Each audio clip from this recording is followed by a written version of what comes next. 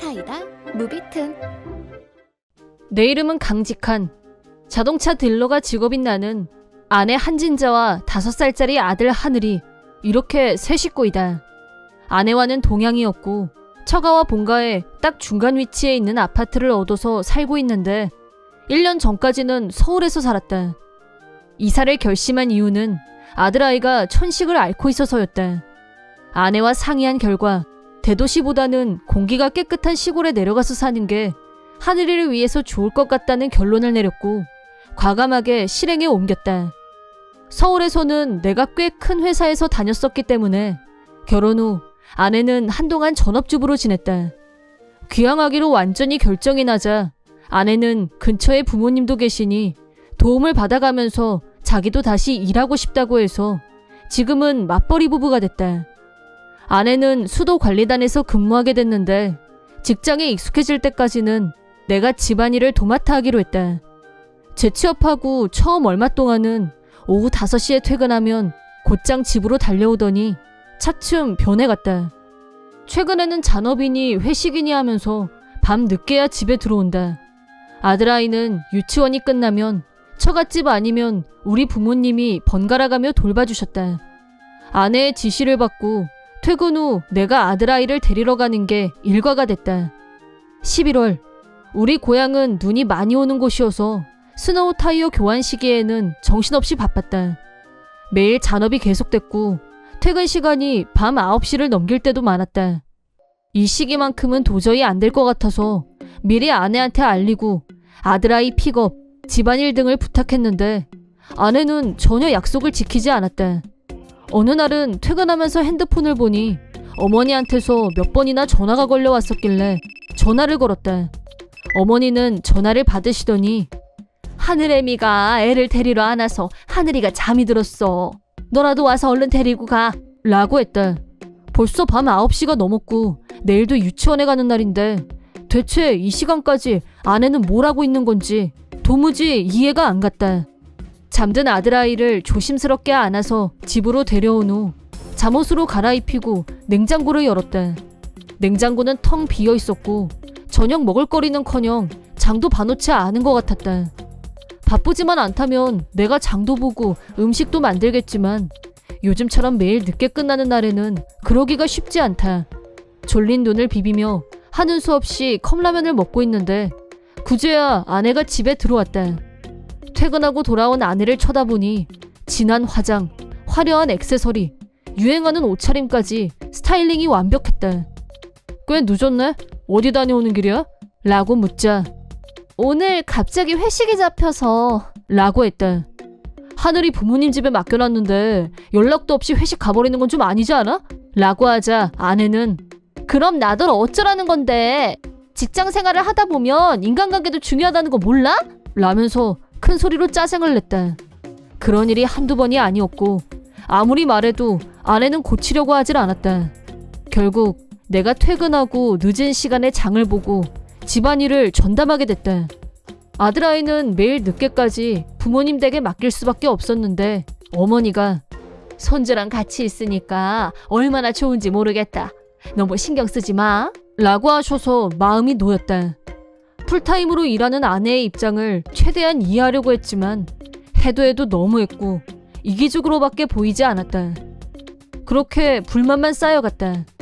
그러던 어느 날 퇴근 후 서둘러 장을 보고 아들아이를 데리러 가던 도중에 아내의 직장 앞을 지나가는데 그 근처 폐점한 홈센터 주차장에 아내의 차가 주차된 걸 발견했다. 이상한 생각이 들어서 가까이 가보니 차 안에는 아무도 없었다. 이런 곳에 차를 세워두고 대체 어디로 간 건지 의문이 생긴 나는 꼭 확인하고 넘어가야 할 것 같아서 며칠 후 아내의 차에 달린 드라이브 리코더에서 SD 카드를 꺼내서 영상을 확인하기로 했다. 홈센터에 주차되어 있던 날의 영상을 확인해보니 그 주차장에서 어떤 남자와 만나는 장면이 담겨 있었다. 남자의 차가 도착, 두 사람은 서로 잘 아는 사이로 보였다. 남자가 아내 차에 올라탄 후 나 못 기다리겠어 라고 하더니 차 안에서 두 사람이 격렬하게 움직이는 소리가. 나는 절망적인 기분에 휩싸였고 당장 영상을 멈추고 싶었지만 냉정을 되찾은 후 영상을 컴퓨터에 저장, 불륜 증거로 잘 보관해두기로 했다. 다음 순서는 불륜남의 정체 파악. 아내의 불륜남은 아내의 직장 상사가 틀림없었다. 아내가 회식에 있던 날 데리러 간 적이 있었는데 그때 직접 본 적이 있는 놈이었고 영상을 보니 놈의 얼굴이 선명하게 떠올랐다. 육아도 집안일도 다 내팽개치고 불륜 삼매경에 빠진 아내를 도저히 용서할 수 없었다. 이혼 결심은 불변이지만 그 전에 반드시 복수하고 싶었다. 복수할 기회를 노리고 있던 어느 날 아내가 불쑥 설날에 나 친구랑 여행 가기로 했어 라고 했다. 불륜 여행이 틀림없다고 확신한 나는 좋아, 그럼 여행지에서 돌아올 때 여기 말고 당신 친정으로 와. 설인데 인사드려야지. 내가 먼저 가서 기다리고 있을게 라고 짧게 대답한 후 서둘러서 복수열전 준비에 착수했다. 드디어 설 연휴 시작. 아내는 정성껏 화장하고 잔뜩 멋을 내고 여행을 떠났다. 설 연휴 3일째. 나는 신년 인사 명목으로 처갓집에 인사를 갔고 장인, 장모에게 어떤 물건을 전달했다. 그건 아내의 불륜 증거로 아내 몰래 갖고 있던 드라이브 리코더 SD 카드, 결정적 영상이 담겨 있었다. 과감하게 텔레비전과 연결한 후 재생 버튼을 누르자 생생한 불륜 현장이 화면에 등장했다. 음성을 들으면서 장인이 이 목소리가 진짜라는 거야? 라고 묻자 장모가 설마 내 딸이 저런 짓을 라며 당혹감을 감추지 못했다. 그때 마침 여행을 마치고 돌아온 아내가 등장.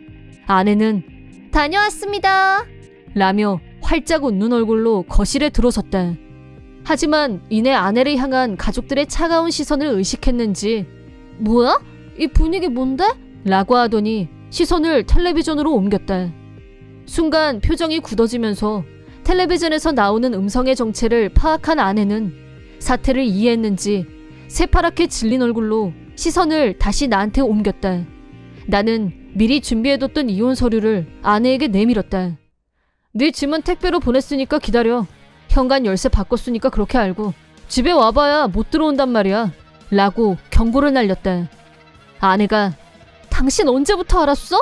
라고 묻자 장인이 이 얼빠진 것 같으니라고 당장 사과부터 해야지! 라며 아내의 머리를 잡고 억지로 숙이게 했다. 아내는 나한테 계속 잘못했다면서 부탁이야, 이번 한 번만 용서해줘 라며 매달렸지만 나는 고개를 옆으로 저었다. 어린 아들을 내팽개치고 불륜에 미친 여자는 엄마 자격도 없고 친권은 당연히 내가 가져갈 거라고 하자 드디어 현타가 왔는지 상황의 심각성을 깨닫고 그건 절대 안 돼! 라며 대성통곡했다. 하지만 이미 나는 아내를 용서할 마음 같은 건 없었다. 위자료 청구서 올 테니까 기다리란 말을 남기고 처갓집에서 나왔다. 그 후 아내와 장인, 장모가 나를 찾아와서 몇 번이나 사정하고 매달렸지만 내 결심은 흔들리지 않았고 아내와 불륜남에게 위자료를 청구했다. 이혼 사유가 아내의 불륜이었기 때문에 친권은 나한테 돌아왔다. 이혼이 성립되자 직장 내 불륜이란 사실이 알려지면서 아내와 불륜 상사의 소문은 직장 내에 파다하게 퍼졌다. 더구나 여기는 시골. 직장 내 소문으로 끝나지 않았고 아내와 불륜남은 어디에 가나 온갖 욕과 설교를 들어야 했고 직장에서도 동네에서도 고립됐다. 결국 두 사람 모두 직장에 사표를 냈고 불륜남은 주변의 따가운 시선을 견디지 못한 나머지 멀리 이사를 했다고 한다. 전처는 친정에 들어와서 살 생각이었지만 동네 사람들한테 눈치 보인다는 이유로 장인 장모한테 쫓겨나서 지금은 혼자서 낡은 아파트에서 살고 있는 모양이다. 남자는 떠났고 위자료를 갚기 위해 다시 재취업에 나선 전처는 사는 게 힘든지 얼굴은 폭삭 늙고 벌써 흰머리가 성성했다. 이혼 후 몇 번인가 전화로 하늘이가 보고 싶다며 징징거렸지만 내 분노가 사그라들기 전까지는 절대 만나게 할 수 없다고 하자 전화기를 붙들고 울면서 나 반성 많이 했어 라고 했다. 한편 나는 아들아이와 둘이서 살게 된 후로 아내가 없으니 아내 몫의 집안일이 줄어서 차라리 몸이 더 편했다. 그렇지만 싱글파파의 앞길은 험난했고 전보다 부모님께 더 많이 의지해야 하는 게 사실이었지만 어머니가 솔선해서 적극적으로 육아를 지원해주고 계신다. 아내의 불륜 사실이 사방팔방으로 퍼져나간 덕에 주변 사람들한테 이혼 사유를 일일이 설명해야 할 필요가 없어진 건 다행이었다. 사람들은 나를 동정했고 좋은 말로 위로도 많이 해줬다. 시간이 지나자 마음도 좀 편해졌다. 나는 앞으로 힘들 때마다 나를 옆에서 도와주신 부모님, 진심으로 나를 위로해준 사람들이 실망하게 하지 않기 위해서라도 더 열심히 일해서 아들아이와 꼭 행복하게 살겠다고 다짐했다. 그리고 하늘이를 잘 키워놓고 난 후에 언젠가 남은 인생을 함께할 수 있는 좋은 사람을 만나 다시 행복한 결혼 생활을 하고 싶다는 소망을 가져본다. 그러기 위해서라도 항상 건강한 마음과 정신, 젊음을 유지하기 위해 자기 관리에 최선을 다할 생각이다.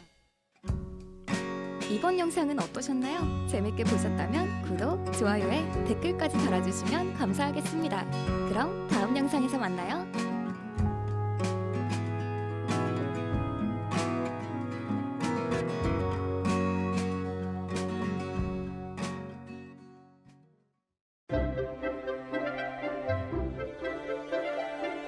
사이다 무비튼. 내 이름은 성실한 평범한 소시민인 43살의 회사원이다. 5년 전부터 정금 발령을 받고 가족과 떨어져서 지내다가 지금은 아들아이와 둘이서 살고 있다. 아내와는 이혼한 지 얼마 되지 않았다. 이유는 아내 부정의 불륜 때문이었다. 결혼하고 얼마 후 아들아이가 태어났고 우리는 새 식구가 되어 행복하게 살았다. 아내는 전업주부로 집안일과 육아를 전적으로 맡아줬기 때문에 그만큼 나는 회사 일에 더 집중할 수 있었다고 생각한다. 그 덕분에 30대 초반부터 능력을 인정받으며 출세운이 열렸고 줄곧 상승 곡선을 타고 좋은 평가를 유지하며 5년 전에 나의 목표였던 본사 발령을 받았다. 서울 본사는 지금 사는 곳에서 너무 멀어서 이사를 해야만 했다. 나는 당연히 아내와 아들아이도 같이 갈 거라고 생각했었다. 하지만 본사 발령 얘기를 하자 아내는 고민하지 않고 정우랑 나는 여기 남을래? 라고 즉답. 이유를 묻자 학교나 학원 문제가 복잡해서 그렇다고 했다. 당사자인 아들아이는 어려서부터 아빠를 따르던 아이라서 난 아빠 따라갈 거야! 라고 마지막까지 졸랐지만 아내가 필사적으로 뜯어말리는 바람에 울면서 억지로 포기했다. 아들아이와 떨어지고 싶지 않은 건 나도 마찬가지였지만 아내, 조금 있으면 초등학교 졸업인데 지금 친구들하고 헤어지는 건 너무 불쌍해서 안 돼 라는 말을 듣고 아들아이를 위해서라면 어쩔 수 없다고 체념하고 혼자서 이사를 했다. 근무지를 옮기고 난 후에는 일이 더 바빠졌고 아들아이를 보러 갈 시간이 좀처럼 나지 않았다. 하지만 가족을 보고 싶은 마음에 한 달에 한 번은 꼭 무리를 내서라도 집에 가려고 노력했다. 다만 집에 갈 때마다 아들아이 반응이 싸늘해지는 게 영 마음에 걸렸다. 아내에게 물어보면 사춘기라서 그런 걸 어쩌겠어. 내버려둬. 라며 아무렇지도 않다는 듯이 말했다. 하지만 나는 그게 다가 아닌 것 같았고 어딘가 불안했다. 아들아이가 고등학교에 올라갔을 무렵 내가 집에 가면 아들아이는 나와 편안하게 대화를 나눴는데 이번에는 아내와 눈도 마주치려고 하지 않았다. 이것도 사춘기가 원인인 건가? 그렇지만 뭔가 너무 이상한 것 같은데. 그런 의구심이 든 나는 아내가 없는 틈을 타서 아들아이에게 슬쩍 물어봐야겠다고 생각했다. 하지만 아내는 잠시도 아들아이 옆에서 떨어지려고 하지 않았다. 그 정도로 서로 친한 사이는 절대 아닌 것 같은데. 왠지 모르게 아들아이한테서 절대 떨어지지 않으려는 모습이 부자연스럽게 보였다. 아내와 아들아이의 관계가 이상하다는 생각이 들기 시작한 어느 날 회사에 있는데 난데없이 아들한테서 전화가 걸려왔다.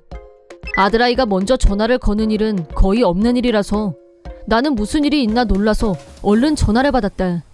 아들이 아빠, 나 지금 아빠한테 가도 돼? 근데 엄마한테는 절대 말하면 안 돼! 라고 숨을 거칠게 몰아쉬며 급하게 말했다. 너무 갑작스러워서 당황했지만 그럴 만한 이유가 있는 것처럼 들렸기 때문에 알았어. 근데 너 돈은 있어? 라고 묻자 없어. 자전거 타고 갈 거야. 라고 했다. 열차로 2시간 걸리는 거리를 자전거로 오겠다니 현실적으로 불가능한 일이었다. 그래서 내가 조퇴를 한 뒤 서둘러 기차를 타고 아들아이를 데리러 갔다. 역에 도착하자 아들아이는 커다란 가방을 들고 나를 기다리고 있었다. 아들아이는 나를 보자마자 나 절대 집에 안 갈 거야. 나 지금 아빠 따라서 아빠 집에 가도 되지? 라는 말을 듣고 아들아이가 원하는 대로 다시 서울로 가는 기차표를 사서 유턴했다. 상행선 열차에 타자 긴장이 풀린 듯한 아들아이가 경악할 만한 얘기를 꺼냈다. 아들아이 말로는 내가 서울로 발령받고 떠난 후부터 아내가 모르는 남자를 집에 들였다는 거였다. 아내는 아들아이가 그 사실을 나한테 말하지 못하게 하려고 내 전화번호를 아들아이 핸드폰에서 삭제했고, 내가 집에 갔을 때는 나하고 아들아이가 단둘이 있지 못하게 계속 감시했다는 거였다. 나한테 말할 기회를 원천 봉쇄당한 아들아이는 계속 기회를 엿보며 나한테 말하려고 했는데, 그날 아내가 핸드폰을 집에 두고 외출한 걸 발견. 아들아이는 드디어 기회가 왔다고 생각했고 아내의 핸드폰에서 내 전화번호를 메모하고 짐을 챙겨서 나온 거라고 했다. 아내의 진상을 알게 된 나는 분노로 치를 떨었다. 아들아이가 집에 안 들어오면 분명히 아내한테서 연락이 올 거라고 생각하고 일부러 연락을 안 하고 기다렸다. 하지만 아내한테서는 아무 연락도 없이 3일이 지나갔고 여름방학이 시작됐다. 학교에는 집안 사정으로 결석한다고 미리 연락해뒀고 바로 여름방학이 시작됐기 때문에 여름방학 숙제는 우편으로 배달받았다. 아들아이가 집에 안 들어오는데도 아무 연락이 없는 아내에게 분노의 수준을 넘어 환멸 단계에 이르렀다. 이대로 연락이 안 오면 바로 변호사를 통해서 이혼 절차를 밟아야겠다는 결심이 섰을 무렵 아들아이가 여기에 온 지 한 달이 지나서야 아내한테서 전화가 아내는 추석에 왜 안 내려왔어? 정우가 아빠 언제 오냐고 계속 물어봤는데 그건 그렇고 나 지금 여행 왔어. 당신 갑자기 내려온다고 할까봐 집에 와도 아무도 없을 거야 라고 했다. 내가 여행? 라고 묻자 아내는 지금 아들하고 둘이 여행 중이야. 당신도 같이 왔으면 더 좋았을 텐데 라며 입에 침도 안 바르고 거짓말을 했다. 그 말을 듣는 순간 더 이상 참지 못하고 정우는 나랑 한 달 전부터 같이 있어 라고 말했다. 아내는 뭐? 라고 하더니 한동안 아무 말도 하지 못했다. 나는 계속해서 바람나서 아들이 없어졌는데 찾지도 않고 거짓말하는 여자 더 이상 이런 연극 그만하자 이혼해 라고 짧게 말하고 전화를 끊었다. 아내한테서 연달아 전화가 걸려왔지만 받지 않았다. 마침내 이혼 서류를 작성한 나는 변호사를 선임해서 친권과 불륜에 관한 위자료를 청구하고 빨리 마무리 짓기로 했다. 변호사 입회하에 아들아이와 함께 아내를 만나기로 하고 오래간만에 집으로 내려갔다. 패밀리 레스토랑에서 아내를 기다리고 있는데 개면적인 얼굴로 아내가 나타났다. 자리에 앉은 후 나와 아들아이의 얼굴을 번갈아 쳐다보더니 내가 얼마나 걱정했는지 알아? 아빠한테 갈 거면 간다고 말했어야지 라면서 아들 걱정에 사무친 엄마 얼굴을 했다. 나와 아들아이는 그저 웃을 뿐. 아내에게 정우한테 당신이 외간 남자 집에 들인 얘기 잘 들었어. 위자료 청구할 거니까 그렇게 알아 라고 하자 외간 남자라니? 나 바람 안 피웠어. 애 말만 믿고 이러면 안 되지 라고 반박하면서 아들아이가 거짓말한 거라고 주장했다. 그러자 잠자코 아내가 하는 말을 듣고 있던 아들아이가 핸드폰으로 영상을 보여주면서 중간은 산더미처럼 쌓아놨거든? 라고 했다. 핸드폰 화면에는 아내가 다른 남자와 침실에서 자는 사진이. 아들아이는 이런 날이 올 거라고 생각하고 불륜 증거를 사진으로 확실하게 수집해두고 있었다. 증거 앞에서 그만 입을 다물게 된 아내를 강하게 추궁하자 아내의 불륜은 이미 내가 본사로 발령받기 전부터 시작됐다는 사실이 드러났다. 내가 본사 발령을 받자 불륜남과 자유롭게 만날 기회라고 생각했고 일부러 나를 혼자 보낸 거라고 실토했다. 한동안 변호사와 이 문제를 놓고 계속 상의하면서 아내의 탈선행위가 아들아이에게 끼친 악영향까지 충분히 반영해서 위자료는 고액으로 책정했고 친권은 나한테 돌아왔다. 아내는 마지막까지 잠깐 정신이 나갔었어. 앞으로는 다신 안 그럴게. 용서해줘. 라며 매달렸지만 당신은 자식을 헌신짝 취급했어. 이혼만이 답이야. 라는 말을 마지막으로 절대 용서는 없다고 선을 그었다. 얼마 후 불륜남과 아내한테서 위자료를 받아내고 혼자서 살고 있던 원룸에서 조금 널찍한 아파트로 이사했다. 아들아이는 원래부터 고등학교를 졸업하면 나한테 올 생각이었다면서 전학 절차를 마치자 이혼 때문에 시기가 좀 앞당겨진 것뿐이라고 말했다. 아들아이 학교 문제를 해결한 후 셋이서 살던 집을 바로 처분했다. 갈 곳이 없어진 아내는 길바닥을 헤매는 신세가 됐다. 불륜남도 가정이 있는 남자였는데 이혼 후 아내가 이제 당신이 나 책임져. 나랑 결혼해. 라고 하자 우리 마누라한테 들통나서 지금 내 코가 석자야. 라고 하더니 바로 손절당했다고 한다. 그 뒤로 완전 연락 두절. 갈 곳도 기댈 곳도 없어진 전처는 지금은 어디 지방에 있는 숙소 딸린 술집에서 일하면서 겨우겨우 입에 풀칠은 하고 있다는 말을 들었다. 소문에 의하면 그냥 술집이 아니라 몸까지 파는 곳이라는데 내가 그런 여자랑 결혼했었다는 게 믿기지 않을 뿐이다. 아들아이와 나는 새로운 마음으로 동거를 시작했고 집안일은 같이 분담해서 하기로 했다. 아내에게 장기간에 걸쳐 가스라이팅을 당해왔던 아들아이는 마음에 입은 상처가 깊었지만 나와 같이 살면서 조금씩 사람에 대한 신뢰감을 회복해갔다. 전학한 학교에서 새 친구도 사귀고 학교 생활에도 잘 적응해 나갔다. 아내의 불륜을 용기 있게 폭로하고 나를 도와준 아들아이에게는 고맙고 미안한 마음뿐이다.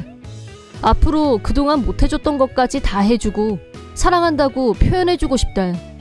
아내에게 지독한 배신을 겪은 후 잠깐 나도 사람에 대한 회의를 품었지만 그런 여자 때문에 상처받고 고민한다는 것 자체가 시간 낭비일 뿐.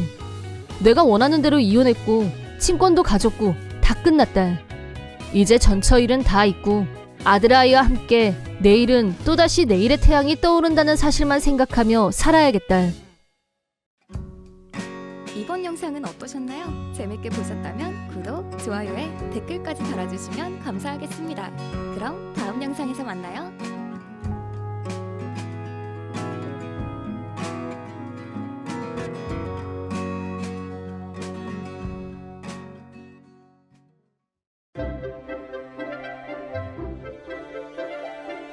사이다 무비튼.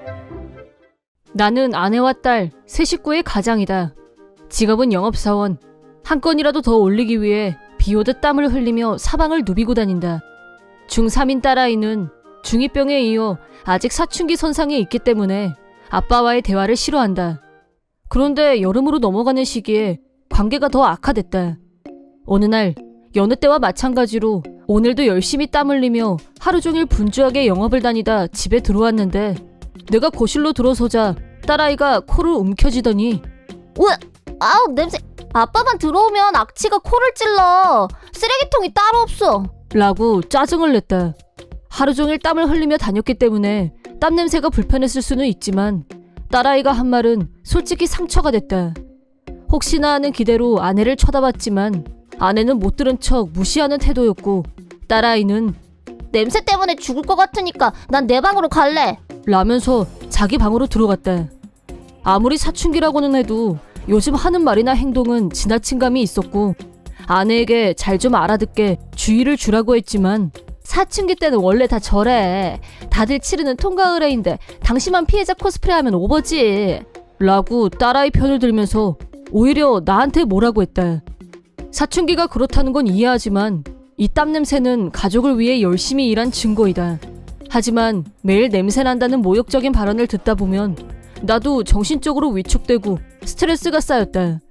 그래서 서로를 위해서 조심해줬으면 하는 바람이었는데 그런 나의 작은 소망은 여지없이 짓밟혔고 딸아이의 거친 태도는 날이 갈수록 도를 넘어섰다. 어느 날 내가 퇴근하고 집에 들어서자 아 진짜 냄새 나니까 거실에 있지 말고 빨리 아빠 방으로 가. 라고 짜증을 내면서 나를 강아지 끌고 가듯이 넥타이를 잡아 끌면서 안방에 밀어놓고 문을 닫았다. 그리고 방에서 나오지 마. 저녁밥 다 되면 엄마한테 갖다 주러 갈 테니까 방에서 혼자 먹어. 라고 하더니 쾅 하고 방문을 닫아버렸다. 거실에서 아내와 딸은 나 같은 건 아무 상관없다는 듯이 둘이서 즐겁게 떠드는 소리가 들려왔다. 아내는 전업주부였고 나는 가게를 책임지기 위해 사명감을 갖고 땀 냄새를 풍길 정도로 열심히 일해왔다. 하지만 그 대가가 이런 거라면 열심히 사는 게 무슨 의미가 있을까 하는 자괴감이 들었다. 아내에게 이 문제에 대해 진지하게 상의했지만 아내의 대답은 기승전결 사춘기니까로 귀결됐고 나는 무너지는 자존감과 혼자 싸워야 했다. 그런 와중에 아내가 딸아이 학원을 새로 끊어야 한다면서 돈이 더 필요하다고 했다. 무슨 학원이냐고 묻자 영어 회화와 피아노 학원을 보낼 생각이라고 했다. 딸아이가 진짜 하고 싶어 하는 게 맞는지도 모르겠지만 지금 다니는 것도 있는데 학원을 너무 많이 다니는 거 아니냐고 한마디 하자 딸 교육비 내는 게 그렇게 아깝냐? 아빠 자격 상실이다. 대체 돈은 왜 버냐? 라고 버럭 화를 내더니 자기 마음대로 학원을 신청했다. 비록 지금은 미운 말만 골라서 하고 있지만 내 소중한 딸이란 사실은 변함이 없었다. 딸아이 교육비로 들어가는 돈이 아까워서 한 말은 절대 아니었다. 하지만 새로 학원을 끊은 후에도 딸아이의 냉랭한 태도는 여전했다. 네가 다니는 학원비는 아빠 땀의 결과라고 말하고 싶었지만 딸아이는 역시 엄마가 최고라는 말만 했다. 딸아이는 새로 등록한 학원에 다니기 시작했다. 그 무렵부터 이유는 모르겠으나 아내는 매일 딸아이를 따라다니며 학원에서 상시 대기 중이었다. 어린애도 아니고 매일 데리고 다닐 필요가 있냐고 내가 한마디 참견하자 아내는 딸아이 실력이 늘어가는 걸 옆에서 지켜보고 싶다고 말했고 본인도 그러고 싶다는데 나도 더 이상 할 말이 없었다. 한편 딸아이가 학원을 2군데나 더 가고 나서부터는 그 시간에 나는 딸아이가 없는 집에서 편하게 거실을 차지하고 텔레비전도 보고 밥도 편하게 먹고 꿀 휴식을 취할 수 있는 여유가 생겼다. 그렇게 각자 즐거운 시간을 보내게 됐고 그날도 딸아이와 아내가 학원에 간 후 나는 다음 날부터 3일간 지방 출장 일정이 있어서 짐을 싸다가 빠진 물건들이 있어서 급하게 마트로 장을 보러 나갔다. 그런데 마트 근처에 있는 레스토랑에서 아내와 딸이 밥을 먹고 있는 걸 발견했다. 이 시간엔 학원에 있어야 할 시간인데 왜 레스토랑에서 밥을 먹고 있지? 라는 의문과 함께 좀 더 안을 들여다보니 같은 테이블에 모르는 남자가 앉아 있었다. 나와 아내는 6살 차이이고 아내가 나보다 연하였는데 지금 아내와 나란히 앉아있는 남자는 아내랑 비슷해 보이는 젊은 남자였다. 불확실하지만 불길한 예감이 들었다. 하지만 일단 조용히 집으로 왔다. 그리고 무의식적으로 서랍을 뒤져서 통장을 찾았는데 내용을 확인한 순간 3천만 원이었던 저금이 30만 원으로 줄어들어 있었다. 마음 같아서는 당장 아내에게 진상을 따지고 싶었지만 모른다고 시침이 떼면 더 이상 추궁할 방법도 없고 좋은 방법이 떠오르지 않았다. 국리 끝에 동료이자 친구인 우수한한테 전화를 걸어서 내 상황을 설명하고 조언을 구하자 정황상 불륜일 가능성이 높다고 말했다. 아무리 그래도 아이까지 데리고 바람 피운다는 건 말이 안 된다는 생각도 들었지만 다시 생각해보니 최근에 딸아이가 나를 볼 때마다 냄새나는 쓰레기 대하듯이 한 걸 보면 어떤 일이 일어나도 이상하지 않을 것 같다는 생각을 하게 됐다. 아무리 딸아이 사교육비가 들어간다고 해도 3천만 원이었던 저금이 30만 원으로 줄어드는 건 비상식적이었다. 친구는 나한테 무조건 증거가 있어야 한다면서 흥신소나 사설탐정을 고용해서라도 증거를 잡는 게 중요하다고 했다. 속마음은 복잡했지만 그날은 일단 아무것도 모르는 것처럼 집에서 2사람을 기다렸다. 집에 돌아온 아내와 딸은 까르르 웃으면서 오늘 수업 너무 좋았다며 신나게 떠들었다. 그러다 내가 거실에 있는 걸 본 딸아이는 아빠 얼굴 보자마자 좀 전까지 기분 좋았던 게 싹 없어졌거든? 제발 안방에 좀 들어가. 내 눈 다 버리기 전에. 라고 떽떽거렸다. 옆에 있던 아내는 그동안 딸아이의 행동을 방관하던 태도에서 돌변 딸아이한테 동조했다. 안방에 들어가란 말 못 들었어? 냄새나니까 빨리. 라며 안방으로 들어가라고 재촉했다. 2사람에게 하고 싶은 말은 차고도 넘쳤지만 친구 말처럼 우선은 증거를 잡는 게 먼저라는 생각에 참았다. 다음날 바로 흥신소를 찾아가 의뢰했다. 그리고 2달도 안 돼서 완벽하게 증거가 수집됐는데 현실은 내 예상보다 더 참담했고 순간 말문이 막혔다. 흥신소 조사 결과 불길했던 예감대로 아내는 어떤 남자와 불륜관계를 맺고 있었는데 그 남자의 정체는 딸아이 피아노 학원 선생이란 게 밝혀졌다. 확실한 증거로 그 남자와 아내가 호텔로 들어가는 사진까지 확보한 상태였다. 무엇보다 내가 가장 충격을 받은 건 아내와 딸아이의 속내였다. 흥신소 조사원이 딱 한 번 아내와 딸아이의 대화를 녹음하는 데 성공했는데 엄마, 그냥 재수 아저씨랑 빨리 재혼하면 안 돼? 아빠 너무 짜증나. 확 죽어버리면 속 편할 텐데. 너 그런 말을 그렇게 크게 하면 어떡해. 근데 솔직히 그럼 좋지? 교통사고 같은 걸로 확 가버리면 딱인데. 일단 합법적 범위 내에서 아빠를 정신적으로 괴롭히면 아빠가 먼저 이혼하자고 할 가능성이 올라가겠지? 그럼 너무 땡큐인데. 그러고 나서 엄마가 왕재수 아저씨랑 재혼하면 되잖아. 생각만 해도 신난다. 라고 하는 말을 듣는 순간 낭떠러지에서 곤두박질 쳐진 기분이었다. 내게 가장 소중한 존재였던 딸과 아내에게 나는 겨우 그런 취급이나 당하는 사람이었다니. 충격이 너무 커서 한동안은 아무 생각도 할 수 없었다. 하지만 냉정하게 머리를 식힌 후 이대로 계속 살 수는 없다고 결심했다. 나는 증거를 정리해서 아내와 딸을 내 인생에서 추방하기로 했다. 그러다 딸아이의 졸업식이 됐는데 딸아이는 평소처럼 나한테 아빠는 쓰레기 냄새 나니까 내 졸업식에 출입 금지야. 라고 했다. 옆에 있는 아내도 그래, 당신이 오면 우리가 괜히 더 창피하니까 그냥 집에 있는 게 도와주는 거야 라고 거들었고 나는 그 말에 따르기로 했다. 딸아이와 아내가 졸업식에 간 사이 나는 얼마 전부터 준비해왔던 일을 실천으로 옮겼고 마무리까지 마쳤다.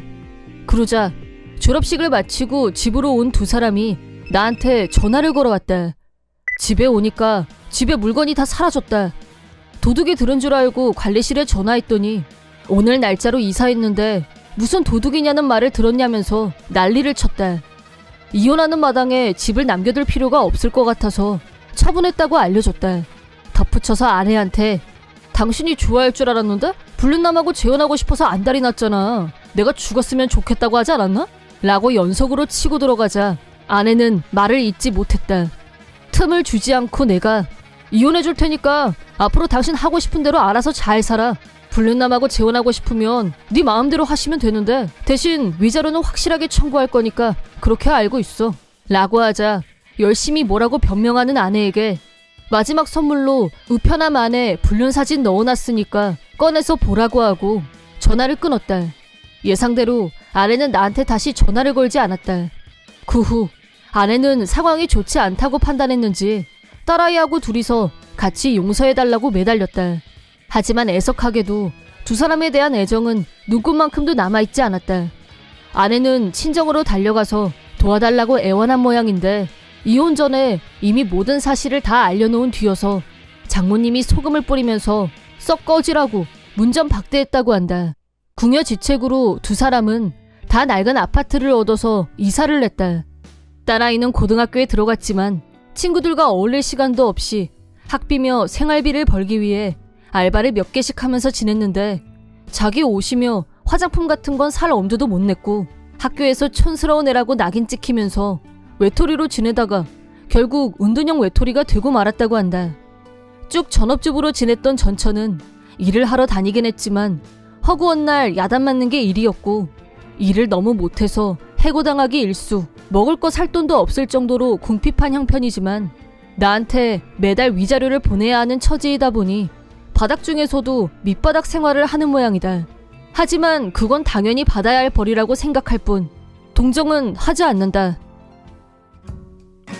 이번 영상은 어떠셨나요? 재밌게 보셨다면 구독, 좋아요에 댓글까지 달아주시면 감사하겠습니다. 그럼 다음 영상에서 만나요.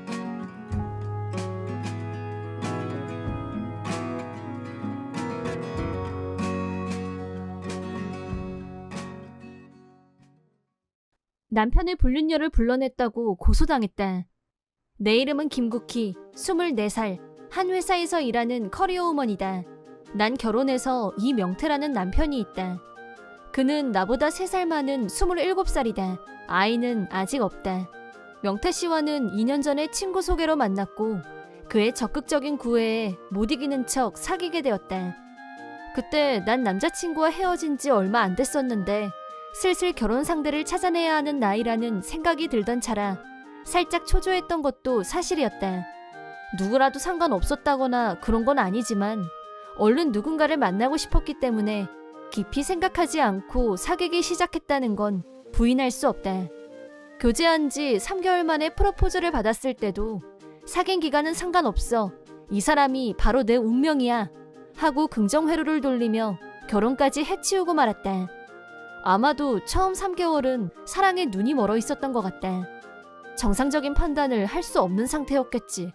지금 이렇게 후회하고 있는 걸 보면. 나와 비슷한 시기에 결혼한 친구 부부가 있는데 얘기를 들으면 들을수록 우리와는 너무 달랐다. 결혼했지만 둘이서 데이트도 하고 휴일엔 집에서 느긋하게 영화도 본다고 한다. 장도 같이 보러 가고 무거운 건 남편이 들어준단다. 그런 얘기를 듣고 있자니 부러워서 미칠 것 같았다. 명태 씨는 뭔가 우리가 신혼이란 자각이 없는 것 같았다. 아직도 독신인 줄 아는지 나와 한 약속은 아무렇지도 않게 깨고 친구를 만나러 간다든가 부모님과 식사하는 자리를 만들어도 아 미안 오늘은 그럴 기분 아니니까 너만 갔다 와 빠지기 일수다. 결혼하면 부모님과도 잘 지내야 되는데 명태 씨는 그런 의무는 다 무시하고 자기만 생각했다. 그가 그렇게 솔로인 것처럼 살다 보니 저녁은 거의 나 혼자서 먹었다. 원래 친구가 많은 사람이긴 하지만 신혼이니까 좀 더 날 우선시해줬으면 좋겠다고 생각했다. 하지만 그러는 사이 난 그의 불륜을 의심하기 시작했다. 그도 그럴 게 명태 씨는 집에 있어도 계속 핸드폰만 보는 데다 잘 때는 핸드폰을 잠금 모드로 설정한다. 씻을 때도 꼭 들고 들어가는 걸 보면 너무나도 수상하다. 그 신혼인 친구에게 얘기했더니 역시 친구도 너무 수상하다고 말했다. 친구가 그렇게 단언하는 이유는 친구 언니의 남편이 작년에 바람을 피웠을 때의 모습과 겹쳐 보이는 부분이 많았기 때문이었다. 그때 흥신소에 의뢰했었다면서 친구는 나에게도 프로의 도움을 받아야 확실하다고 했다. 난 인생에서 처음으로 흥신소라는 곳에 명태 씨의 불륜 조사를 의뢰하기로 했다. 흥신소란 건 만화나 드라마에서나 나오는 거라고 생각했었는데 이렇게 내가 의뢰인이 될 줄은 꿈에도 몰랐다. 조사를 의뢰한 지 한 달이 지났다. 역시 프로는 달랐다. 명태 씨가 바람을 피우고 있다는 걸 정확하게 잡아냈다. 그런데 상대는 나도 아는 얼굴이었다. 명태 씨 회사에서 접수원으로 일하는 여자가 확실했다. 두 사람은 남의 시선은 전혀 신경 쓰지 않고 데이트를 했고 차 안에서 키스까지 했다. 불륜을 저렇게 당당하게 하는구나 감탄할 정도였다. 그리고 확실한 증거인 호텔 사진도 있었다. 속으로는 충격적이면서도 역시 그랬던 거구나 하고 실망스러운 마음으로 가득했다. 아직 신혼이었으니까. 하지만 이렇게 증거까지 다 모았는데 입 다물고 가만히 있을 수는 없었다. 난 곧바로 그 증거 사진을 명태에게 내밀었다. 그러자 명태 씨는 깔끔하게 불륜 사실을 인정하고 사과했다. 물론 난 그 정도로 용서할 마음은 없었다. 분명한 건 이혼해도 상관없으니 대가를 톡톡히 치르게 해야 속이 시원할 것 같았다. 그래서 난 명태 씨에게 그 여자와 삼자 대면을 하게 해달라고 요구했다. 지금까지 그의 행태를 보면 알 수 있는데 이 자식은 소문난 날라리다. 어쩌면 여자 쪽도 그의 말솜씨에 속은 걸지도 모른다. 만약 그렇다면 살짝 불쌍할지도 모르겠다는 생각이 들었다. 우리는 돌아오는 주말에 삼자 대면하는 자리를 만들기로 했다. 이번 일은 제가 사과드릴게요 하고 불륜녀는 순순히 사과했다. 그 태도를 보아하니 나쁜 사람인 것 같진 않아서 어쩌면 정말 속았던 걸지도 몰라. 명태 씨니까 결혼 사실을 숨기고 접근했을 가능성도 충분히 있다. 그래도 불륜인 건 바뀌지 않으니까 딱딱한 태도를 유지하며 그녀에게 불륜이란 걸 몰랐던 건 아니냐고 물었다.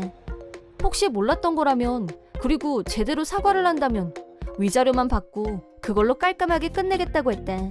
사실 난 회사에도 다 말하고 싶었고 솔직히 인생을 박살내주고 싶다는 생각까지 있었기 때문에 그 정도면 많이 양보한 거였다. 그러자 생각지도 못한 말이 돌아왔다. 위자료? 설마 돈을 달란 말이에요? 당연한 거 아니야? 불륜한 건 맞잖아. 원래 그렇게 하는 거야. 사과하면 되는 거 아니었어요? 그냥 좀 만난 것 뿐인데. 아니, 얘가 뭔 소리라는 거야? 세상 물정을 이렇게 모른다고? 라고 생각하며 위자료는 무조건 받아낼 거라고 정중하게 설명해줬다. 제가 불륜을 한 건 맞지만 당신 이거 지금 협박이에요. 끝까지 위자료 받아내겠다고 고집하면 협박당했다고 경찰에 신고할 거예요. 그렇게 당돌하게 나오는 여자의 태도에 난 어이가 없어서 말문이 막혔다. 그녀의 모습에 명태 씨도 질려버린 기색이었다. 명태 씨는 양심의 가책도 느끼고 미안한 마음도 있는 것 같았지만 이 여자는 전혀 그런 게 없었다. 그렇게 나오신다면 나도 참지 않고 세게 나가야 맞겠지. 그래서 난 여자에게 경찰이든 어디든 마음대로 가라고 했다. 그런 걸로 경찰이 움직이지 않을 거라고 100% 확신했으니까. 그러자 여자는 기세등등하게 웃으며 질질 짜면서 돈 보따리 내놓는 건 내가 아니라 그쪽일걸요? 한마디 하더니 바로 그 자리를 떴다. 나에게 일어난 이 엄청난 일에 분노하다 못해 아주 질려버렸다. 불륜 사실을 추궁하는 것조차 잊어버릴 정도였다. 그 후 여자는 정말 경찰서에 가서 피해 신고를 하려고 했던 모양이다. 하지만 당연하게도 그녀의 주장에 경찰관도 어이가 없을 뿐이었다. 그리고 내가 설명했다시피 불륜을 저질렀으면 위자료를 청구당하는 게 당연하다고 했단다. 만약 위자료를 청구하는 게 협박이라면 불륜 피해를 당한 사람은 다 체포 대상이라며 그런 불합리한 일은 있을 수 없다고 한 소리 들었던 모양이다. 참 잘했어요, 경찰관님. 그렇게 문전박대를 당했다고 하는데 그녀는 포기하지 않고 다른 시도를 냈다. 이번엔 변호사를 고용해서 날 고소하겠다고 나선 것이다. 물론 나도 가만히 있진 않았고 반격에 나섰다. 난 차분히 그녀의 변호사에게 어쩌다가 일이 이 지경이 됐는지 여자가 경찰서에 갔던 것까지 포함해서 전부 설명했다. 그랬더니 승산이 없겠다고 생각했는지 변호사는 바로 꼬리를 내리고 물러섰다. 그 후에도 여자는 포기하지 못하고 여기저기 변호사 사무실을 돌았던 모양이지만 결국 그 어디에서도 받아주지 않았다고 한다. 그리고 며칠이 지나 여자는 저번과는 180도 다른 태도로 울며 매달렸다. 아마 변호사에게 어떻게 봐도 여자가 잘못했고 어딜 가도 문전박대 당할 뿐이라는 얘기를 들었나 보다. 그걸 이제 겨우 깨달은 모양이다. 그렇게 울면서 나에게 매달렸지만 이제 와서 용서해줄 사람이 어딨어? 난 그 사이에 너무나도 불쾌했기 때문에 그것까지 다 포함해서 명태 씨와 불륜녀에게 위자료를 청구했다. 그리고 이런 사실을 회사에도 다 알렸고 여자는 직원들의 눈초리를 견디다 못해 퇴사했다. 물론 둘이 같은 회사에 다녔기 때문에 명태 씨를 보는 눈도 곱진 않았지만 아무래도 지금 회사를 관두게 되면 다음 직장을 구할 가능성이 낮으니까 그저 견디고 있는 모양이다. 그렇게 바늘방석에 앉은 듯 지내다가 결국 정신과에 다니면서 신경안정제를 복용한다는 소문을 들었다. 신혼이었던 것도 더해져서 사람들의 시선이 더욱 따가웠다고 한다. 난 그 두 사람에게 위자료를 톡톡히 받아내고 바로 새로운 집으로 이사했다.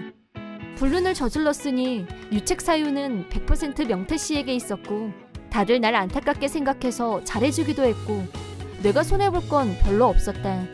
이제 돌싱이 되긴 했지만 만약 다음에 좋은 남성과 만나게 된다면 그런 불륜남은 아니길 바란다. 내 이름은 나우이. 20대에 결혼하고 30살 생일날 남편의 불륜이 발각, 이혼.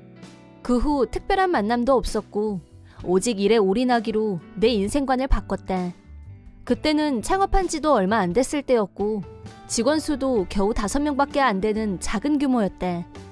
하지만 초기부터 사업은 순조로웠다. 실적은 계속 상승 곡선을 그리고 있었고 정신없이 바빴지만 보람있는 시간을 보내고 있었다. 그러던 어느 날 사무실에 있는데 언니 부부가 타고 있던 자동차가 사고를 당했다는 연락을 받았다. 나도 부모님도 사고로 여의었고 남은 가족은 언니 한 명뿐이었다. 내가 병원으로 달려갔을 때는 이미 언니와 형부가 숨을 거둔 뒤였다. 충격과 슬픔에 휩싸인 나는 절망에 빠졌지만 언니의 하나뿐인 아들, 아직 생후 6개월밖에 되지 않은 하늘이는 기적적으로 목숨을 건졌다는 걸 알게 됐다. 하늘이는 다른 병실에서 치료를 받으며 평화롭게 잠들어 있었다. 언니와 형부는 이제 이 세상에 없고 혼자 남은 하늘이를 어떻게 해야 할까? 그때였다. 형부의 부모님이 병원에 도착해서 형부의 사망 소식을 접하고 충격에 빠진 모습이었다. 소중한 자식을 잃은 그 마음이 어떤 것일지 충분히 짐작이 가고도 남았기에 조용히 바라만 보았다. 두 분이 진정되길 기다렸다가 혼자 남은 하늘이 문제에 대해 두 분께 의견을 물어봤다. 그러자 내 예상과는 전혀 동떨어진 충격적인 대답이 돌아왔다. 그런 여자애가 낳으네. 어떻게 되든 상관없어. 차라리 걔가 죽고 내 아들이 살았어야 됐는데. 지금 진심으로 하시는 말씀이세요? 하늘이는 두 사람이 남긴 마지막 희망이에요. 하늘이도 기적적으로 살아났어요. 어떻게 저 어린애한테 그런 말씀을 하세요?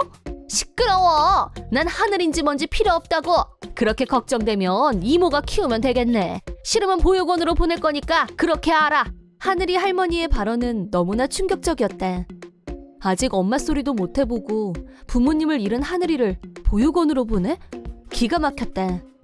다정하고 사랑이 넘치던 언니와 형부가 남긴 한 점 혈육, 하늘이를 보육원이라니. 절대 용납할 수 없었고 내가 키우겠다는 선언과 함께 절대 보육원은 못 보내요 라고 그 자리에서 못을 박았다. 그렇게 두 사람의 장례를 정신없이 치르고 하늘이를 입양했다. 하지만 혼자서 갓난아이를 키우는 일은 상상을 초월하는 일이었다. 그러자 언니와 형부의 장례식에 와주었던 우리 회사 동료들이 내가 하늘이 양육 문제로 고민하는 걸 알고 하늘이를 데리고 같이 출근하는 건 어떠세요, 사장님? 저희도 일하는 짬짬이 하늘이를 돌보면서 서로 힘을 합치면 방법이 생기지 않을까요? 라는 제안을 듣고 놀라지 않을 수 없었다. 무조건 나 혼자서 이 문제를 해결해야 한다고 고민했었는데 서로 힘을 합쳐서 하늘이를 돌봐주겠다니.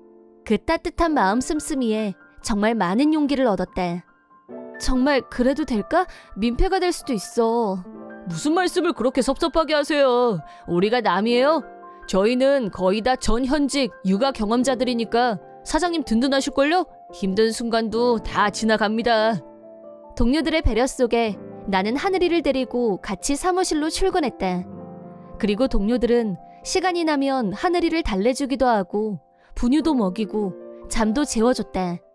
하늘이가 위험하지 않게 사무실 한쪽을 놀이공간으로 만들어서 하늘이 전용 공간이 생겼고 하늘이도 잘 놀았다. 동료들이 함께 하늘이를 돌봐줬기 때문에 나도 안심하고 일에 열중할 수 있었다. 회사 매출은 더욱 올라갔고 사무실을 좀 더 넓은 곳으로 옮겨서 하늘이뿐만 아니라 다른 사원들도 자기 아이를 데리고 출근하게 됐고 서로 힘을 합쳐 일과 육아를 병행했다. 유치원에 들어간 후에도 내가 일 때문에 마중을 못 가게 되면 회사 동료 중에 한 사람이 대신 하늘이를 데리러 가줬다. 나와 동료들은 회사와 하늘이를 따로 떼어놓고 생각하지 않았고 그렇게 30년이란 세월이 흘렀다. 걸음도 못 걷던 하늘이는 훌륭한 청년으로 자라서 어느새 자기 배필을 만나 결혼을 앞두고 있었다. 하늘이의 피양새는 어느 대기업 사장님의 외동딸이었는데 사장님은 어린 하늘이를 내가 회사에 데리고 나오는 걸 알고 어느 날부터 자기 딸도 같이 데리고 오셨는데 그렇게 자연스럽게 두 사람의 만남이 시작됐다. 우리 회사 놀이공간에서 같이 놀던 소꿉친구가 연인이 된 것이다. 어린아이 때부터 봐와서 그런지 아직 결혼 전이지만 이미 나한테는 가족이나 다름없었다. 그런 서사가 있는 두 사람이 결혼을 한다는 소식을 듣고 우리 회사 동료들은 모두 진심으로 축하했다. 그러던 어느 날 갑자기 언니의 시부모님이 우리 집으로 찾아왔는데 어김없이 폭탄 발언으로 충격에 휩싸이게 만들었다. 어쩜 하늘이가 언제 이렇게 다 컸니? 나 다 들었다. 너 대기업 스카토사 고명딸하고 결혼한다면서? 이제야 내 손주답다. 기쁜 소식 알려주마. 이제 우리랑 같이 살아도 된다. 두 사람의 폭주에 기겁한 나. 하늘이를 보육원으로 보내라던 사람들 아니었나? 이제야 나타나서 무슨 자격으로 내 손주 타령인지. 하늘이 조부모도 회사를 경영하고 있는 사람들이었다. 하늘이가 대기업 사위가 된다고 하니 스카토사와 연주를 대려는 속셈인 게 뻔히 보였다. 스카토사와 거래를 튼다면 대단한 성공이고 회사 브랜드 이미지 상승은 말할 것도 없었다. 나는 당연히 하늘이를 보낼 생각이 없었다. 하늘이는 나에게 단 하나뿐인 가족이었다. 하지만 하늘이는 조부모에 대한 기억이 전혀 없었고 혹시라도 갑자기 생긴 조부에게 마음이 가고 같이 살고 싶어 하진 않을까 불안했다. 하지만 그게 하늘이의 뜻이라면 나는 마음의 각오가 필요하다고 생각했다. 제가 어렸을 때 무슨 일이 있었는지 여러 사람한테 들어서 알고 있어요. 저는 앞으로도 이모랑 같이 살 겁니다. 두 분은 저하고 상관없는 분들입니다. 라고 통쾌하게 대답했다. 하늘이 조부모는 우리가 네 할아버지 할머니다. 저 여자는 이모고 누가 너랑 더 가깝냐며 핏대를 올렸지만 하늘이는 나한테 이모는 세상에서 가장 가까운 사람입니다.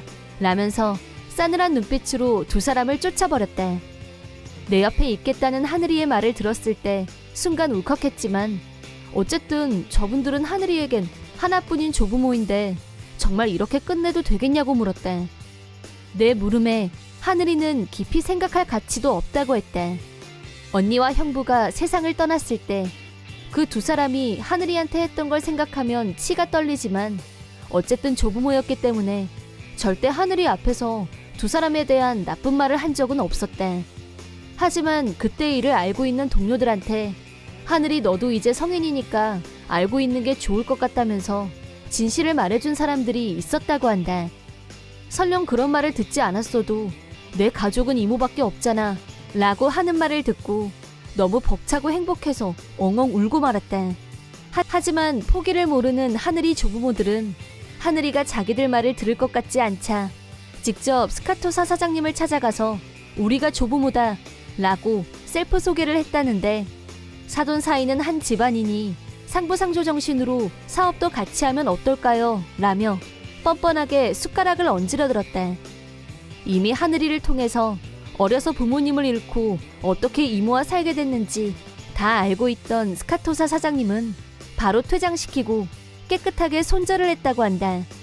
하늘이의 가족은 나와 우리 회사 직원들이라고 분명하게 일침을 가하셨다고 한다. 알고 보니 하늘이 조부모의 회사는 이미 기울어진 지 오래였고 스카토사에 빌붙어 볼 생각이었으나 실패 후 도산했다. 거액의 빚을 떠안고 회사며 집이며 전 재산을 다 잃고 말았다. 도산 후 내 핸드폰으로 몇 번이나 연락이 왔었는데 나하고 자기들은 비록 혈연관계는 아니지만 하늘이 보호자로서 가족이나 다름없다. 그러니까 한 번만 도와달라면서 사정을 해왔지만 부모를 동시에 잃은 어린 하늘이를 버렸던 두 사람에게 내가 베풀 수 있는 동정은 존재하지 않았다. 게다가 가족이라니 불쾌하기 짝이 없었다. 가족이라고 한다면 그건 나와 우리 회사 직원들에게 어울리는 말이다. 얼마 후 하늘이는 아름다운 결혼식을 올렸다. 피로연에서는 신랑 스피치 시간이 됐을 때 하객들 앞에서 어렸을 때 한꺼번에 부모님 두 분을 잃게 된 사연을 얘기하며 부모님을 잃었지만 이모와 이모의 동료분들이 모두 가족이 되어주셨고 이 자리를 빌려 그분들에게 진심으로 감사의 마음을 전하고 싶습니다. 라고 말한 순간 나와 동료들은 폭풍 눈물을 쏟으며 결혼식장에서 단체로 오열하고 말았다. 30년 전 나와 하늘이는 사랑하는 가족을 잃은 동지이기도 하다. 하지만 언니와 형부는 남은 우리가 외롭지 않도록 마지막 선물로 나의 동료들을 통해 무한한 사랑을 보내준 게 아니었을까 그런 생각이 들 때도 있다. 하늘이도 그 고마움을 잊지 않고 있었지만 그건 나도 마찬가지였다. 혼자가 아니라 가까운 곳에 좋은 동료들이 있었기 때문에 슬픔도 두려움도 모두 견뎌낼 수 있었다. 우리 회사는 현재 일과 육아, 두 마리의 토끼를 모두 잡는데 최적인 직장으로 상당히 인기가 높다. 내가 가장 힘들 때 가장 큰 힘이 되었던 곳이 이곳이었고 이젠 내가 베푸는 입장이 되어서 누군가에게 큰 힘이 될 수 있도록 사랑이 많은 나의 동료들과 이 회사를 잘 지켜나갈 생각이다. 그날 나는 한 아파트를 계약하기 전 최종 확인을 위해 손녀와 함께 모델하우스를 방문했다. 손녀는 아직 유치원생인데 이번에 아파트를 구입하려고 한다는 얘기를 딸부부와 하는 걸 듣고는 자기도 궁금하다며 할아버지와 같이 보러 가고 싶다고 했다. 원래는 딸부부도 같이 오기로 했었는데 갑자기 중요한 볼일이 생기는 바람에 나하고 손녀하고 둘이서만 모델하우스에 오게 됐다. 손녀딸은 처음 와본 모델하우스가 마냥 신기한지 연신 와 대박이다 라면서 눈을 반짝거렸다. 일단 한 바퀴를 돌아본 후 가까운 데 서 있던 직원에게 문의를 했다. 말 좀 모릅시다. 이 아파트를 계약하려고 하는데 그러자 그 직원이 나를 위아래로 훑어보더니 계약이요? 할아버지가 말씀이시죠? 묘하게 비웃는 듯한 그 말투가 내 비위에 거슬렸다. 어쨌든 나는 고객이고 이 아파트를 구입할 의사가 있다고 말했는데 인간 등급을 나누는 듯한 그 눈꼬락서니하며 말투는 누가 봐도 비상식적이었다. 하지만 옆에 손녀딸이 있어서 우라통이 치밀었지만 꾹 눌러 참았다. 나는 그 직원에게 아파트가 완공되려면 얼마나 더 있어야 되냐, 원래는 딸 부부가 같이 올 예정이었는데 사정이 생겨서 못 오게 됐는데 내부 사진을 몇 장 찍어도 되겠냐고 물어봤다. 그 직원은 마음대로 하시라고 했지만 여전히 나를 무시하는 눈빛으로 쳐다봤다. 옆에서 손녀는 여기 너무 좋아, 빨리 여기서 살고 싶어 라면서 좋아서 깡충깡충 뛰어다녔다. 나는 계약을 한다는 전제로 이 아파트 최고층을 예약해달라고 부탁했다. 그러자 좀 전에 그 직원이 나를 비웃는 것처럼 웃는 모습이 아주 기분 나빴다. 할아버지가 최고층을요? 최빈곤층 아니고? 라고 막말을 했다. 아파트를 계약하겠다는데 사람을 비웃다니. 정말 자격 없는 사람이란 생각을 하면서 다른 직원을 찾아봤지만 모두 다른 고객을 상대하고 있었고 내 앞에는 자격 미달인 직원 말고 다른 사람은 없었다. 자네, 아까부터 태도가 그게 뭔가? 시키시는 대로 예약해두죠 뭐. 라고 하면서 나한테 간단한 예약 관련 서류를 작성하라고 했다. 작성을 마치고 집에 가려고 하는데 손녀가 그 직원과 펑 하고 부딪혔다. 그러자 그 직원은 손녀를 짜증스러운 듯이 쳐다보더니 앞 똑바로 안 봐? 어디서 콩할 만한 게. 집에 온 후 딸과 사위한테 모델하우스에서 찍은 사진을 보여주자 둘 다 만족스러워했다. 그 아파트는 위치면에서도 딸과 사위 회사하고도 가까웠고 시내 중심에 있어서 주변에 없는 게 없었다. 딸과 사위가 만족스러워하는 모습을 보고 며칠 후 혼자서 정식으로 계약을 하기 위해 관리회사를 찾아갔다. 그러자 지난번 그 직원이 또 있었고 다른 직원들을 찾아봤지만 아무도 눈에 띄지 않아서 어쩔 수 없이 그 직원에게 문의를 했다. 오늘 정식 예약을 하기 위한 필요한 서류들을 모두 가져왔다고 말하자 그 직원 입에서 어처구니 없는 대답이 흘러나왔다. 거기 이미 계약 끝났어요. 그만 가세요. 계약이 끝나? 그게 무슨 소리야? 내가 분명히 예약까지 하고 갔는데. 직원은 여전히 나를 비웃는 표정으로 쳐다보면서 내가 예약했던 최고층은 이미 다른 사람에게 판매가 끝났다고 말했다. 그걸 꼭 말을 해야 합니까? 거긴 최고층, 할아버지는 극빈층, 거기가 얼마인 줄 알고 산다고 나서요. 당연히 능력되는 부유층 고객한테 친절하게 판매 완료했다 이 말입니다. 그래서 할아버지가 계약할 수 있는 집은 한 채도 안 남았으니까 내 말 알아들었으면 그만 돌아가세요. 자네 정말 안 되겠구먼. 고객을 대하는 태도가 그따위여서야 되겠어? 당장 책임자 불러와. 책임자 지금 없어요. 되먹지 않은 태도를 보면서 인내심이 극에 달한 나는 책임자가 없어? 그럼 됐네. 자네한테는 더 이상 할 말도 없고 앞으로 투자는 없던 걸로 하지. 에? 뭐래? 혹시 치매세요? 내 말을 듣고 그 직원은 배꼽을 잡으며 웃어댔다. 잠시 후 몇 번 본 적이 있는 직원이 사무실로 들어왔다. 그 직원은 나를 알아보는가 싶더니 먼저 다가와서 말을 걸으며 인사를 했다.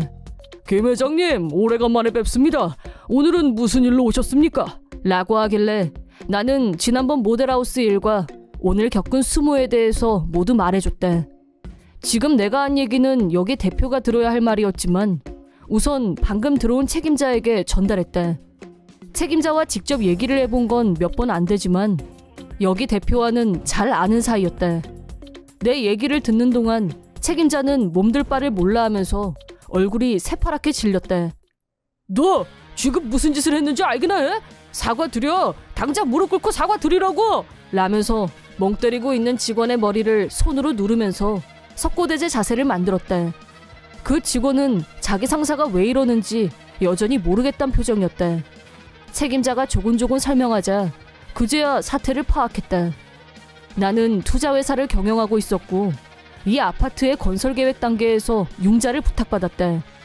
위치도 마음에 들었고 이 회사 대표와 미팅을 가진 후 융자를 내주기로 결정했고 이 아파트가 착공에 이르기까지 큰 몫을 한 건 틀림없는 사실이었다. 그리고 이 아파트를 짓기로 결정되고 얼마 후 책임자가 먼저 내부 이미지 화상을 보내왔는데 여러모로 마음에 쏙 들어서 딸 부부에게 선물하기로 결정한 것이었다. 그런데 여기 직원이 내 영린을 건드리고 말았다. 나는 미안하지만 융자는 철회할 거고 새로운 투자 대상을 물색하겠다고 그 자리에서 단언했다. 이미 공사가 착공됐고 판매도 시작한 마당에 나한테서 융자를 받지 못하게 된다면 앞으로 어떻게 될지 어리석고 막대먹은 직원도 파악이 된 모양이었다. 책임자는 지금 당장 대표를 불러오겠다며 잠시만 기다려달라고 내 바지가랑이를 붙들고 매달렸다. 직원은 얼굴이 숫제 흑빛이 돼서 죄송하다고 했다. 잠시 후 대표가 내려왔고 사무실에 들어오면서부터 누구야? 고객한테 막말한 놈이! 넌 해고야! 썩 나가지 못해! 결국 그 직원은 울면서 사무실에서 나갔다. 그러고 나서 대표와 책임자는 나한테 사정사정하면서 제발 융자만은 철회하지 말아달라고 내가 알았다고 할 때까지 사과의 사과를 거듭했다. 그 직원한테는 아직 화가 안 풀렸지만 솔직히 손녀가 좋아서 깡충거리던 모습이 눈에 아른거려서라도 꼭 이 아파트를 선물하고 싶었다. 그래서 손녀를 생각해서 융자 철회는 없던 일로 하기로 했고 대표 입회하에 정식으로 아파트를 계약했다. 그리고 몇 달 후 아파트가 무사히 완공됐다. 딸과 사이도 아파트 내부를 둘러보며 만족해했고 특히 시선을 압도하는 뷰에 연속 감탄했다. 건설회사 측에서 나에 대한 사죄의 의미로 내부 인테리어를 최고급으로 업그레이드를 해줘서 원래 계약했던 것보다 훨씬 더 고급스러운 느낌으로 완성되어 있었다. 설명 들은 바로는 여기만 특별히 더 신경을 썼다고 한다. 한편 내가 계약한 아파트를 먼저 계약했었던 고객에게는 이번 일을 솔직하게 설명한 후 대신 1층 아래 호실을 안내하면서 가격을 시세보다 훨씬 저렴하게 제공해서 그 고객도 만족해했다고 한다. 원만하게 해결은 봤지만 회사 입장에서는 손해를 본 게 사실이었고 그 직원에게 손해배상을 청구했다고 한다. 물론 건설업계의 큰 손인 회사에 유능한 변호사가 없을 리 없었고 재판은 당연히 승소했다. 그 직원은 패소하면서 막대한 위자료를 지불할 처지가 됐고 알바를 몇 개씩 하면서 변제 중이라고 한다. 노력이 가상하긴 하나 알바 몇 개로 쉽게 갚을 수 있는 금액이 아니기 때문에 그 돈을 다 갚을 때까진 고생 꽤나 하면서 힘들게 살 게 뻔하지만 다 본인이 자초한 결과 나는 좋은 옷도 없고 브랜드 옷은 더더욱 사본 적도 없어서 항상 서민적인 옷차림인 건 사실이다. 가끔씩 딸아이한테서 옷이 그게 뭐냐는 핀잔을 듣기도 하지만 사람을 겉모습만 보고 판단하는 건 옳지 못한 행동이고 이번 일을 교훈 삼아 앞으로는 생각과 마음을 완전히 바꾸고 새 사람이 되길 어른으로서 진심으로 바란다. 내 나이 25. 자동차 판매 회사에서 일하고 있다. 최근 영업 실적이 점점 떨어지고 있어서 완전 우울 모드에 빠져 있다. 경제 불황은 상투적인 말이 되었고 실적이 부진한 이유를 모두 거기에 갖다 붙이고 싶지만 그래도 어쨌든 노력만이 최선이라고 생각한다. 출근하면 우울해지는 나지만 집에는 그런 우울함을 단박에 날려주는 아내가 있다. 왔어요? 수고했어요. 미모는 이름처럼 미모가 돋보이는 최고의 아내였다. 2년 전에 결혼했고 아직 아이는 없지만 아내와 둘이 있으면 언제나 즐거웠다. 완벽한 아내인 건 맞는데 요즘 들어 이해불가 행동이 눈에 띄고 있다.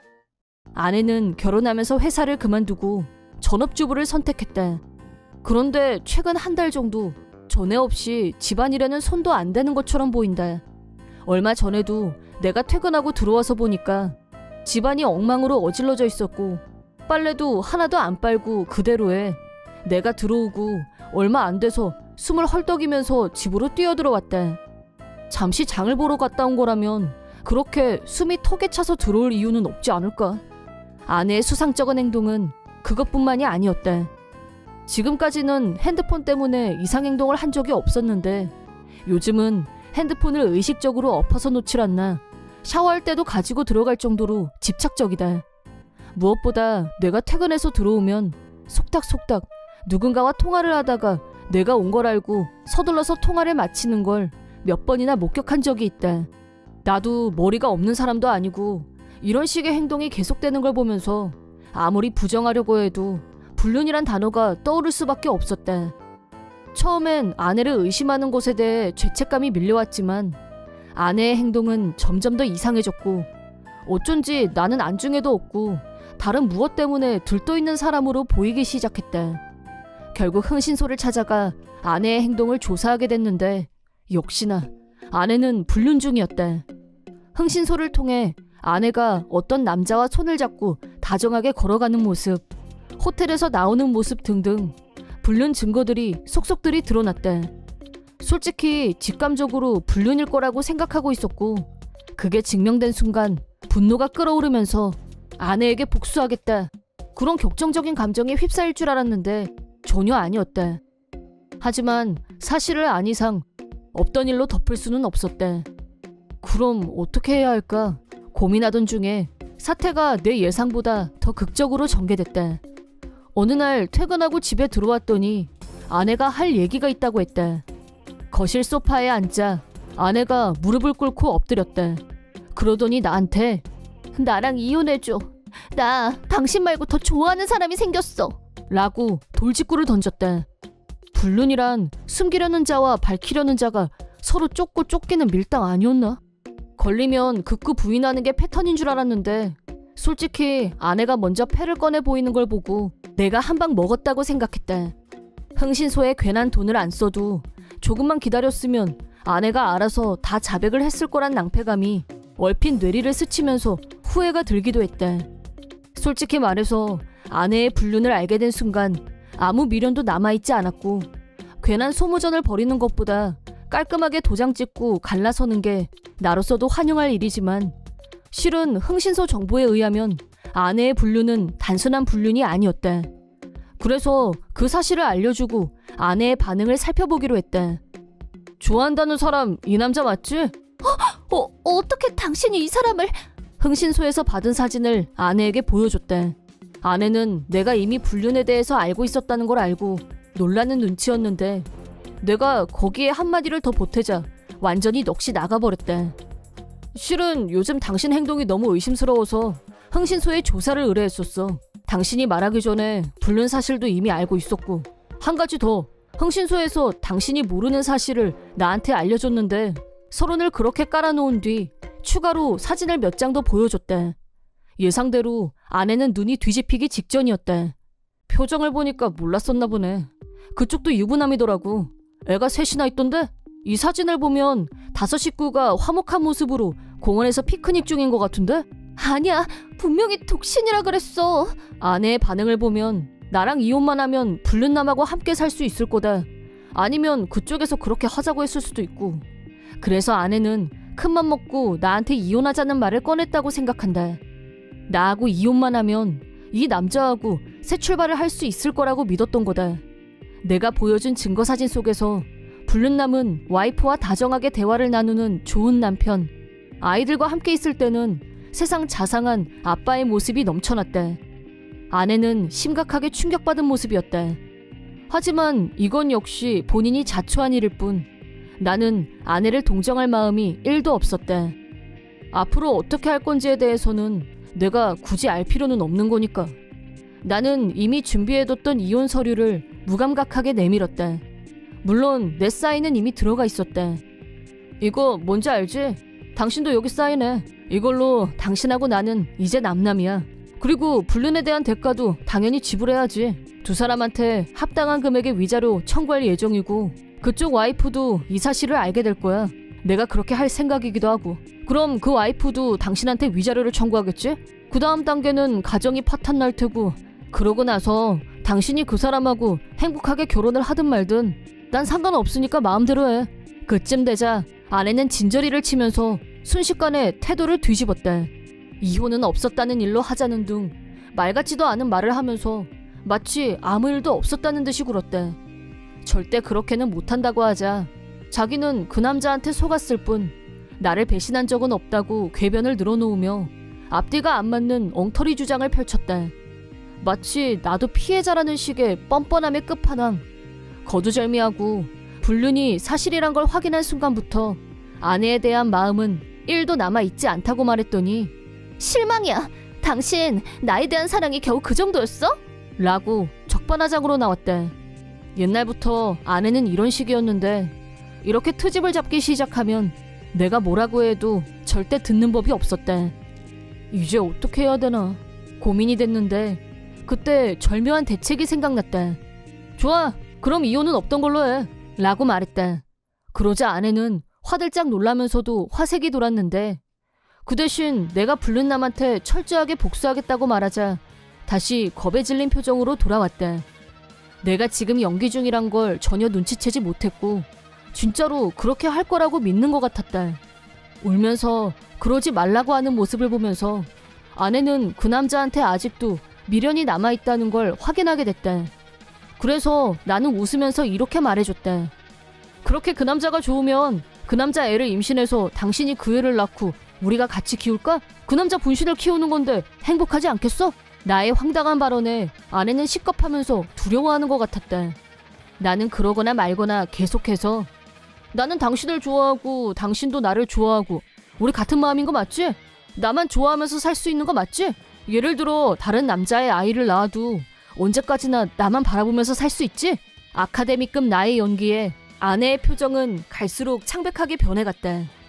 얼마 전 사이코패스 영화를 한 편 봤는데 내가 봐도 제대로 그 캐릭터에 빙의한 느낌이었다. 무표정에 동공을 열고 눈도 깜빡이지 않고 아내 얼굴에 바짝 내 얼굴을 갖다 대자 아내는 겁에 질려서 울며 소리쳤다. 미안, 내가 잘못 생각했어. 재결합은 아닌 것 같아. 위자료 줄게. 얼마면 돼? 잘못했어. 내가 드라이브 하는 대로 보기 좋게 걸려든 아내를 보면서 웃겨서 죽는 줄. 이왕 시작한 거 복수극을 마무리하고 멋진 엔딩을 찍기로 했다. 왜 또 생각이 변한 건데? 당신 나 좋아하는 거 아니었어? 아까 이혼하기 싫다 그랬잖아. 내 말이 다 맞지? 아니야. 나 좀 살려줘. 아내는 비명에 가까운 소리를 내면서 이혼 서류에 사인을 하더니 집에서 뛰쳐나갔다. 이렇게 해서 무사히 이혼이 성립됐다. 나머지는 변호사를 통해서 위자료를 청구하는 일만 남았고 나는 곧바로 실천에 옮겼다. 우선은 불륜남 자택으로 내용 증명을 보냈는데 당연히 불륜남 와이프도 이 사실을 알게 됐고 불륜남은 왜 우리 와이프한테 일러 바쳤어? 라면서 악에 받쳐서 아내를 몰아세웠다고 한다. 자그마치 불륜을 하면서 그 정도 리스크에 대한 각오도 없었다는 거? 보아하니 불륜남도 아내랑 마찬가지로 애인과 아내, 연애와 가정을 완벽하게 컨트롤한다는 착각에 빠져서 자신의 행동에 어떤 후과가 따를지 생각하지 못했던 것 같다. 불륜이 발각된 후 불륜남은 아내를 완전히 무시했고 자기 와이프한테 이혼만은 걷어달라고 울면서 매달렸다는데 불륜남 와이프는 용서 절대 없음. 집에서 쫓겨난 불륜남은 거액의 위자료를 청구받았다고 한다. 내 예상대로 불륜남의 가정은 파탄이 나고 말았지만 그런 쓰레기와 헤어진 건 나쁜 것만은 아니라고 생각한다. 결국 불륜남한테 차인 아내는 나하고도 이미 되돌릴 수 없는 상태. 좋은 집을 하나 구해서 이사를 한 후 위자료를 지불하기 위해 새벽부터 밤까지 알바만 하는 신세가 됐다. 불륜남은 아내한테 2번 다시 눈에 띄지 말라고 엄포를 놓으며 손절. 그러자 다시 나를 찾아와서 매달렸는데 매달린다고 받아주는 남자가 있을까 싶다. 불륜은 달콤했겠지만 그 후과는 반드시 지불하게 된다는 사실. 난 가족과 함께 살고 있지만 아빠도 엄마도 나 같은 건 안중에도 없고 여동생만 편애했다. 어렸을 때부터 내 건 없고 다 여동생 거였다. 동생은 누리는 것들을 난 누리지 못했기에 고등학생이 되고 나선 난 알바를 해서 내가 필요한 건 스스로 벌어서 살 수밖에 없었다. 하지만 내가 월급을 받는다는 걸 알게 된 부모님은 월급날이 되자 너 때문에 우리 집 살림이 어려우니까 당연히 알바비라도 보태야지 라면서 내 돈을 뺏어갔다. 하지만 살림이 어려운 건 부모님과 동생의 낭비벽 때문이다. 나보다 1살 어린 동생은 엄마가 뺏어간 내 알바비로 본인이 사고 싶은 옷을 사고 친구와 외식까지 했다. 엄마 아빠는 같이 파친코에 갔고 그렇게 내 알바비는 순식간에 날아갔다. 그래서 난 2군데서 알바를 하며 월급 봉투 하나는 가족한테 주고 다른 하나는 가족 몰래 꾸준히 모았다. 부모님도 내가 일하는 시간과 알바비를 굳이 따져보진 않았다. 한 곳에서 일한 알바비만 건네도 눈치채지 못했다. 그렇게 학교에 다니면서 돈을 모아 대학에 가려고 했는데 어느 날 엄마가 희죽희죽 웃으며 얘는 이런 데다 돈 모으고 있었구나? 라고 말했다. 엄마의 손엔 내가 숨겨두었던 통장과 인감이 들려 있었다. 그 안엔 내가 모은 1,000만 원이 들어있었다. 엄마는 내 알바비만으로는 성에 차지 않아서 돈이 더 없는지 마음대로 내 방에 들어왔던 모양이다. 거기서 내가 옷장 깊숙이 숨겨놓은 통장을 발견했다고 한다. 돌려줘. 그거 내 대학교 학비야. 널 지금까지 키워준 게 누군데? 키워준 값이 얼만데 그 1,000만 원은 당연히 가족한테 줘야 되는 거야. 이건 엄마가 잘 쓸게. 그렇게 엄마는 내 돈을 또 뺏어갔다. 돈을 뺏긴 것 자체도 너무 슬펐지만 돈이 없으면 대학에 갈 수도 없다. 그때부터 난 마음에 큰 구멍이 뚫린 기분이었다. 결국 대학엔 가지 못했고 졸업하자마자 일하기 시작했다. 집을 나가고 싶어도 월급은 전부 부모님이 가져갔다. 부모님은 고등학교 졸업하고 사회인이 되니 버는 돈이 많아졌다며 여동생과 함께 좋아서 방방 뛰었다. 엄마는 내 돈을 다 가져가면서 밥도 제대로 차려주지 않았다. 그렇게 지내다가 20살 생일을 맞이했지만 난 성인이 된 축하도 제대로 받지 못했다. 그런데 동생한테는 성인이 되기 1년 전부터 미리 인기 있는 옷을 주문해주곤 같이 좋아하는 모습을 보니 더 이상 살고 싶지가 않았다. 어느 날 난 신호등을 기다리다가 공복이라 몸이 휘청였고 그러다 차도 쪽으로 몸이 기울어졌다. 그런 내 몸을 탁 받아서 구해준 남자가 있었다. 그 사람은 헝클어진 머리에 앞머리에 가려져 얼굴도 보이지 않았다. 옷도 꼬질꼬질했다. 괜찮으세요? 죄송합니다. 내가 걱정됐는지 그 남자는 근처 공원으로 날 바래다 주었다. 내가 일부러 차도로 뛰어든 것처럼 보였는데 괜찮은 거냐고 물어보길래 그냥 배가 고파서 그랬다고 하자 그는 편의점에서 도시락과 보리차를 사다 주었다. 공원에서 도시락을 먹으며 남자는 차분하게 내 이야기를 들어주었다. 모르는 사람이란 이유로 난 망설임 없이 마음에 묻어두었던 속 얘기를 전부 토해냈다. 그때부터 나와 남자는 가끔 만나 공원에서 수다 떠는 사이가 되었다. 늘 변함없이 꾀재재한 모습에 얼굴은 머리카락에 가려져 잘 보이지도 않았지만 그와 있으면 왠지 차분해져서 함께 있으면 마음이 편안했다. 그러던 어느 날 웬일인지 부모님이 나에게 식당으로 오라고 했다. 영문을 알 수 없었지만 며칠 전부터 제대로 된 식사를 못하고 있었던 난 식당에 가면 제대로 밥을 먹을 수 있겠다는 생각에 그곳으로 향했다. 그런데 식당엔 한 남성이 있었다. 저 사람은...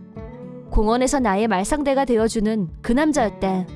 엄마는 갑자기 나에게 너 이 사람이랑 결혼해 그렇게 명령했다. 알고 보니 부모님은 빚더미에 앉아 있었고 다른 조건은 따지지도 않고 일단 돈 많은 남자에게 날 팔아서 돈을 벌 궁리를 하고 있었던 모양이다. 난 그 얘기를 듣고 소름이 끼쳤다. 그런데 어디에선가 그 얘기를 들은 이 남자는 우리 부모님이 빚진 3,000만 원을 줄 테니까 나랑 결혼하게 해달라고 했고 부모님은 주저없이 승낙했다고 한다. 여동생은 그의 몰골을 보고 놀리듯이 이런 불결하고 못생긴 남자한테 시집을 가다니 언니 불쌍하다. 근데 그것도 다 자기 팔자지 뭐. 비웃었다. 부모님은 이미 돈을 받았는지 픽하고 방을 나가며 이제 내 마음대로 하라며 웃어 보였다. 그리고 우리 둘만 남았을 때 그는 내가 모르는 남자한테 팔리는 건 막고 싶었다며 진짜로 결혼할 필요는 없다고 이제 자유니까 가고 싶은 곳으로 도망가서 살아도 된다면서 돈까지 주려고 했다. 하지만 난 그에게 당신이랑 결혼할게요 라고 했고 그는 깜짝 놀랐다. 그는 내 목숨을 한번 구해줬고 그와 대화를 나눈 짧은 시간들은 내 인생에서 너무나도 소중한 순간이었다. 그래서 당신하고 함께하는 시간을 더 만들고 싶다고 했다. 그러자 그는 부끄러워하면서도 나에게 잘 부탁한다고 했다. 그리고 난 그와 함께 살기 위해 짐을 가지러 집으로 갔다. 그랬더니 빚을 다 갚은 부모님은 신이 잔뜩 난 모습으로 또 쇼핑하러 가려던 참이었다. 동생은 날 완전히 깔보며 이제 내 인생은 끝났다며 엄마와 함께 날 비웃었지만 이 집에서 드디어 벗어나게 된 나에겐 아무런 영향이 없었다. 그리고 난 그의 집으로 갔는데 난 이게 진짜 그의 집이 맞는지 두 눈을 의심했다. 그곳은 비싸기로 유명한 보안이 철저한 아파트로 나에겐 완전히 신세계였다. 그때야 난 그가 주식과 외환거래로 큰돈을 번 사람이란 걸 알게 되었다. 더 놀라운 건 날 맞이한 그의 모습이었다. 남루한 셔츠와 바지가 아니라 멋진 옷을 입고 눈을 가리고 있던 머리도 깔끔하게 자른 처음 보는 훈남이 서 있었다. 나도 모르게 누구세요? 라고 묻자 그는 웃으며 나야 라고 했다. 금융 쪽 일을 하다 보니 집돌이가 되어버렸고 언젠가부터 겉모습엔 신경 쓰지 않게 되었다고 한다.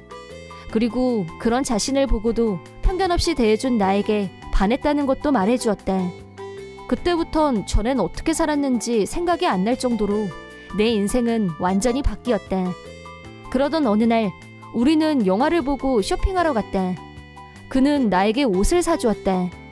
그리고 레스토랑으로 가려고 했을 때 우리 가족과 딱 마주쳤다. 세 사람은 내 모습을 보고 깜짝 놀랐다가 내 옆에 있는 그를 보고 다시 한번 놀라더니 이 훈남은 누구냐며 입을 모아 캐물었다. 이 사람이 내 남편이라고 소개했더니 놀란 여동생은 분하다는 듯이 날 노려봤다.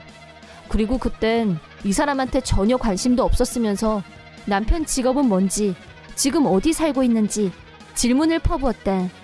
그는 하나하나 정중하게 답해주었다. 그제야 부모님과 동생은 그가 엄청난 부자라는 걸 알게 된 눈치였다.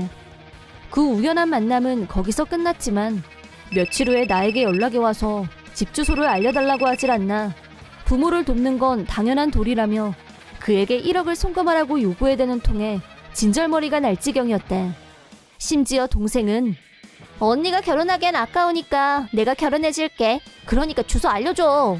동생인데 집에 좀 놀러가도 되잖아. 이런 말까지 했다. 그러자 전화를 바꿔받은 그가 시원하게 지금 사는 집 주소를 알려줬다. 그걸 듣고 불안해하는 나에게 그는 싱긋하고 웃어 보였다. 그리고 일주일 후 엄마가 연락해서는 아파트 앞에 왔으니까 문을 열어달라고 요구했다.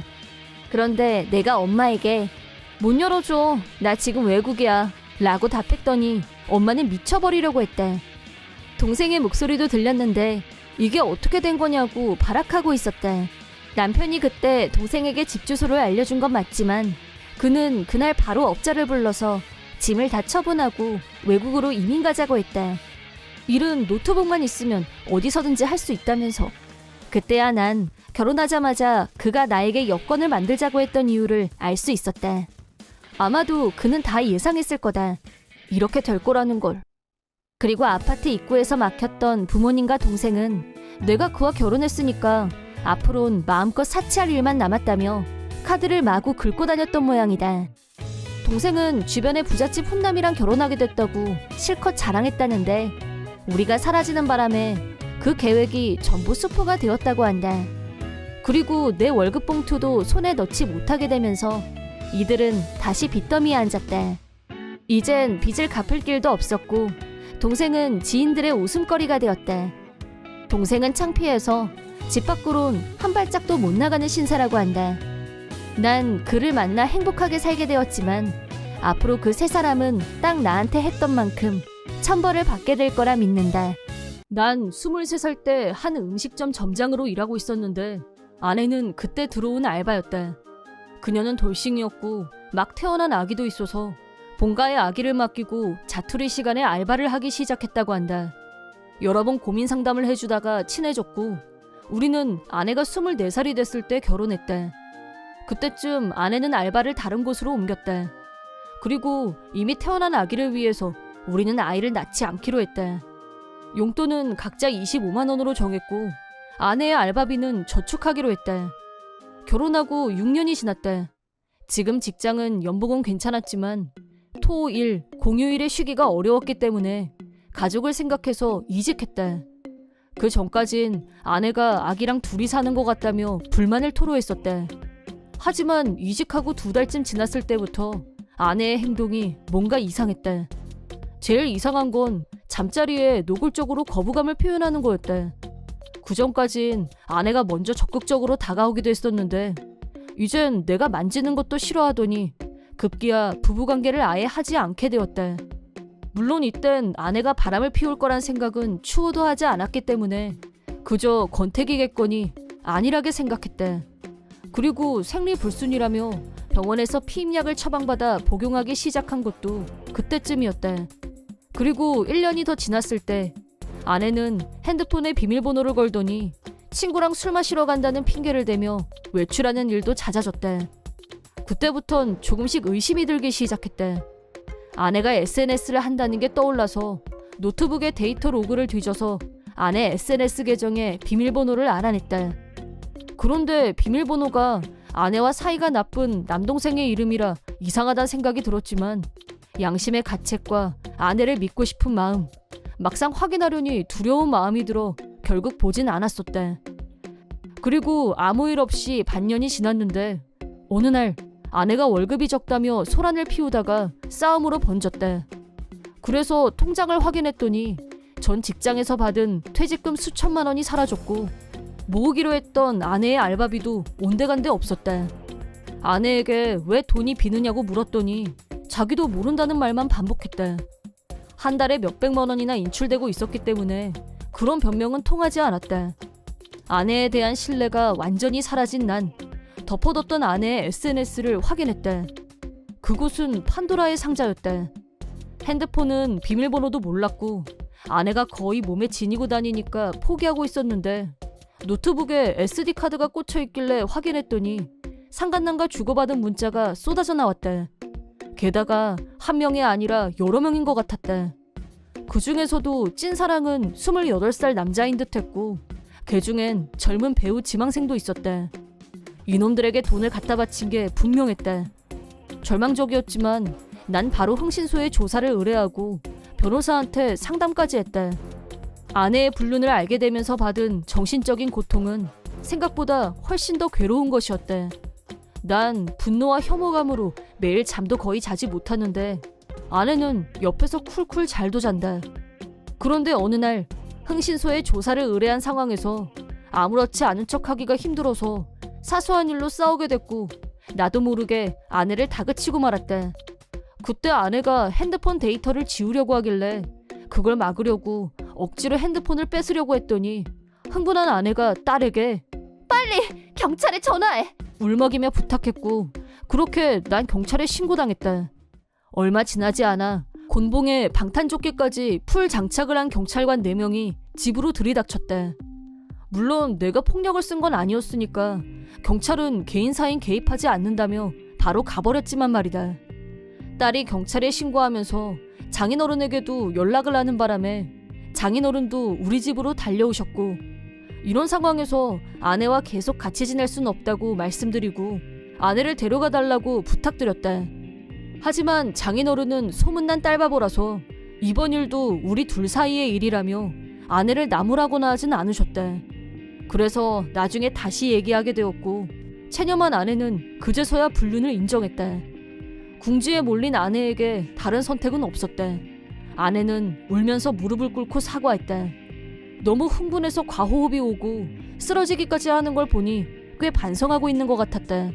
그래서 각서를 쓰게 하고 이번엔 용서해주기로 했다. 하지만 불륜 상대에게는 제대로 위자료를 청구했다. 아내에겐 용서해주는 대신 불륜 상대와의 연락을 금지하고 핸드폰도 바꾸게 했다. 물론 SNS도 못하게 했다. 하지만 바람은 안 피우는 놈은 있어도 한 번 피우는 놈은 없다고 했던가. 그런 일이 없길 간절하게 바랬는데 그로부터 4년이 지났을 때 그때까진 다시 사이좋은 부부로 살고 있었다. 그런데 아내가 알바하는 곳의 상사와 친해졌는지 아내는 그 상사 얘기를 자주 하기 시작했다. 그 상사는 아내와 생일이 같았고 당시엔 모르는 사이였지만 초등학교 선배라고 했다. 운명을 느끼기에 완벽한 조건이었다. 그래도 나에게 즐겁다는 듯 모든 걸 다 얘기해주는 모습에 살짝 위험 신호를 느끼면서도 애써 무시했다. 하지만 얼마 지나지 않아 날 대하는 아내의 태도가 다시 차가워졌고 무엇보다 부부관계가 다시 드물어졌다. 만약 또 나를 배신한다면 다신 용서하지 않겠다고 생각하면서도 한 번 용서했으니까 제발 2번 다신 배신하지 말아줬으면 하는 마음도 있었다. 이렇게 계속 혼자 소가리를 하고 싶지 않아서 증거라도 수집하려고 며칠간 지켜봤더니 이번엔 아내가 먼저 이혼 얘기를 꺼냈다. 내가 가족은 전혀 배려하지 않는 나쁜 아빠라는 이유였다. 아내의 말이 사실이라면 난 진작에 우리 둘의 아이를 낳자고 했을 것이다. 결혼할 때 자식은 아내가 데려온 딸 하나가 마지막이라고 정했으니까 난 내가 줄 수 있는 모든 사랑을 다 줬다. 주변 사람들이 딸 바보라고 입을 모아 말할 정도였다. 그런데 이제 와서 아내가 나와 이혼하고 싶은 이유라고 들먹이는 게 내가 나쁜 아빠라니. 솔직히 뒤통수를 한 대 맞은 기분이었다. 그럼 내가 지금까지 헌신했던 건 뭐였을까? 허무해졌다. 아내의 말을 들은 순간 바람을 피우든 말든 아무래도 상관없어졌다. 게다가 아내는 장인어른까지 오시게 하더니 내 잘못 때문에 이혼할 거라고 선언했다. 그러자 아내가 불륜을 저질렀을 땐 대충 넘어갔던 장인어른은 가족을 줘버리다니, 그런 짓을 하면 이혼당해도 싸지 싸. 그리고 내 손녀 소중한 줄 모르는 사위는 필요 없어. 불같이 화를 냈다. 아니, 장인어른, 지금까지 제가 얼마나 우리 딸을 예뻐했는지 다 보셨잖아요. 우리 딸 말고 다른 아이는 필요 없다고 했더니 감동해서 펑펑 흘리던 그 눈물은 어딜 간 거야? 그런 생각이 들자 너무 허무해서 더 이상 따지고 싶지도 않았다. 난 안방에서 가져온 것을 두 사람에게 내밀었다. 10중 8구 바람을 피우고 있을 거란 생각에 조사를 의뢰했던 흥신소의 조사 결과였다. 그러자 아내와 장인어른은 얼굴이 하얗게 질렸다. 아내는 어떻게 왜 자기 뒷조사를 했냐며 따졌다. 구야 저번하고 똑같은 상황이 펼쳐지고 있었으니까 의심하고 조사하는 게 당연한 거 아니냐고 했더니 찍소리도 하지 못했다. 장인어른도 장인어른대로 아니 아까 그건 오해고 변명을 늘어놓길래 됐습니다. 장인어른이 본인 딸에게 약한 건 저도 알지만 전 제 딸에 대한 애정을 의심받으면서까지 같이 살고 싶진 않거든요. 뭐 2번 다시 안 하겠다면 불륜을 또 저지른 아내는 논외로 한다 치더라도요 하고 답했더니 기다려달라는 말이 등 뒤로 들려왔지만 깔끔하게 무시하고 집을 나왔다. 집을 나가자마자 딸과 마주쳤는데 집 나가는 거냐며 슬픈 얼굴로 물어보길래 난 솔직하게 그렇다고 답했다. 그러자 딸은 그때 엄마가 시키는 대로 경찰에 신고해서 내가 나가는 줄 알았는지 제발 나가지 말라고 미안하다며 엉엉 울었다. 어른 둘은 내 진심이 담긴 애정을 전혀 몰랐지만 딸은 제대로 느끼고 있었다고 생각하니 솔직히 정말 기뻤다. 하지만 이제 아빠는 엄마랑 같이 못 사니까 아빠 보고 싶으면 전화하고 오라고 달랬더니 몇 번이고 고개를 끄덕였다. 그리고 난 아내와 이혼했다. 난 물론 상대 남자에게도 위자료를 청구했고 돈을 잃은 상간남은 아내를 떠났다. 아내는 나에게 다시 잘해보자고 매달렸지만 난 그럴 마음이 없었다. 장인어른도 몇 번이나 잘못했다고 전화와 음성 메시지를 보냈지만 솔직히 난 그 사람은 이미 안중에도 없었다. 물론 아내에게도 위자료를 청구했다. 이혼의 이유로 내 핑계를 댄 것까지 포함해서 변호사를 통해 몇 천만 원의 위자료를 청구하자 장인과 아내 둘 다 크게 당황했다는 얘기를 들었다. 내 알바는 아니지만 얼마 후에 아내는 장인에게도 외면당하고 좁은 빌라로 이사했다고 한다. 상간남에게도 버림받고 위자료까지 떠안은 상태에서 아이와 둘이 살아가는 건 쉽지 않은 일이겠지만 본인 선택으로 벌어진 일이니 동정심은 들지 않는다. 남편, 딸, 나 이렇게 세 식구에 딸아이는 5살, 아직 유치원생이다. 딸아이가 태어나기 전까지는 나도 직장에 다녔지만 딸아이가 태어난 후 남편이 최소한 아이가 초등학생이 될 때까지만이라도 옆에 있어줬으면 좋겠단 말을 듣고 전업주부로 전향했다. 그날 나는 딸아이와 집에서 같이 그림을 그리며 놀고 있었다. 원래는 공원에 갈 생각이었는데 하필 비가 내려서 포기하고 집에 있었다. 그때 갑자기 전화벨이 울렸고 전화를 받았더니 어떤 남자가 목소리를 깔더니 당신 애를 납치했어. 애 목숨 구하고 싶으면 50억 준비해 라고 협박했다. 응? 우리 딸은 지금 사실대로 말하려다가 문득 머릿속에서 혹시 다른 애하고 착각한 건가? 라는 생각이 스쳤고 사실대로 말하는 건 위험하다는 생각이 들면서 딸아이가 없는 곳으로 가서 대화를 좀 더 끌었다. 내 딸은 납치를 당하지 않았지만 범인이 착각하고 딸아이 또래 아이를 납치한 것만은 틀림없어 보였다. 만약 내가 그 앤 우리 애가 아니라고 하면 흥분한 범인이 그 아이한테 위험한 짓을 할지도 모르는 일이었다. 그래서 나는 범인으로부터 무언가 단서를 찾아내야 한다는 일념하에 최대한 조심하면서 대화를 이어갔다. 다행이라면 아직 범인이 엉뚱한 데다 전화를 했다는 걸 전혀 눈치채지 못하고 있단 거였다. 나는 범인에게 50억이나 되는 돈을 지금 당장 준비하는 건 물리적으로 힘들다고 말했다. 그러자 범인은 납치당한 아이가 목숨을 잃어도 상관없냐며 다시 협박했다. 긴장과 공포로 심장이 벌렁거리고 등에는 진땀이 흘렀다. 나의 한마디가 어떤 한 아이의 목숨을 좌우할 수도 있었다. 제발 부탁입니다. 시간을 조금만 더 주세요. 내가 절교하자 범인은 1시간만 기다려주겠다. 약속한 시간이 되면 지정한 장소로 돈을 가져오라고 했다. 만약 경찰에 신고한다면 아이의 목숨은 보장할 수 없다고 했다. 통화를 마친 후 온몸에서 힘이 빠져나가면서 나는 바닥에 털썩 주저앉고 말았다. 동시에 떨리는 손으로 남편한테 연락했다. 그러자 남편은 곧바로 집으로 달려왔고 마치 유괴당했다가 살아 돌아온 딸을 본 듯이 꽉 안아주더니 나한테 좀 더 자세히 상황을 말해보라고 했다. 그러는 순간에도 혹시 우리 딸을 대신해서 아무 상관없는 아이가 공포에 떨고 있는 건 아닐까 하는 생각에 가슴이 죄어오는 기분이었다. 대체 범인이 납치해간 아이는 누구일까? 당장이라도 경찰에 연락하고 싶은 마음은 굴뚝 같았지만 그러다 그 아이의 목숨이 정말 위험해진다면 그때였다. 다시 내 전화기가 울렸다. 화면을 보니 나하고 절친인 엄마 연희 씨였다. 그리고 그 다음 순간 잠시 숨이 멎었다. 연희 씨의 아들 신우가 집에 안 들어오고 있다는 거였다. 그 말을 들은 나와 남편은 동시에 눈을 마주쳤다. 연희 씨와는 육아 동지인 만큼 신우가 우리 집에 놀러 왔다가 자고 가는 일도 허다 있었다. 싱글마더인 연희 씨가 퇴근이 늦어지거나 하면 내가 대신 신우를 맡아주는 일도 우리 사이엔 일상적인 일이었다. 어쩌면 범인은 신우를 우리 아들로 착각했을 가능성도 충분히 있었다. 최대한 충격을 줄이기 위해 차분하게 방금 전 범인과의 상황을 설명해줬지만 전화기 너머로 연희 씨의 오열하는 울음소리가 들려왔다. 걱정이 된 나는 일단 우리 집으로 오라고 말했다. 남편한테 범인이 있는 곳으로 내가 직접 가겠다고 말하자 남편은 절대 안 된다고 막아섰다. 하지만 교섭 당사자는 나였고 내가 아닌 다른 사람이 가면 경찰에 신고한 걸로 오해를 사서 신우 신변이 위험할 수 있다고 설득했다.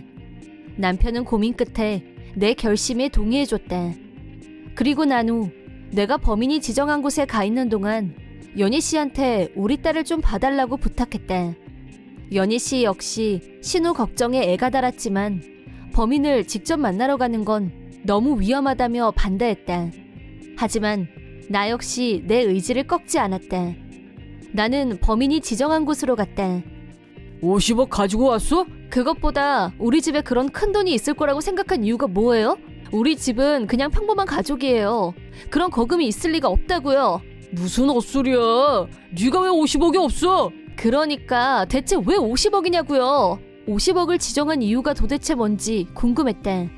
하지만 바로 이 유괴범이 엄청난 착각과 착오를 범했다는 걸 알게 됐다.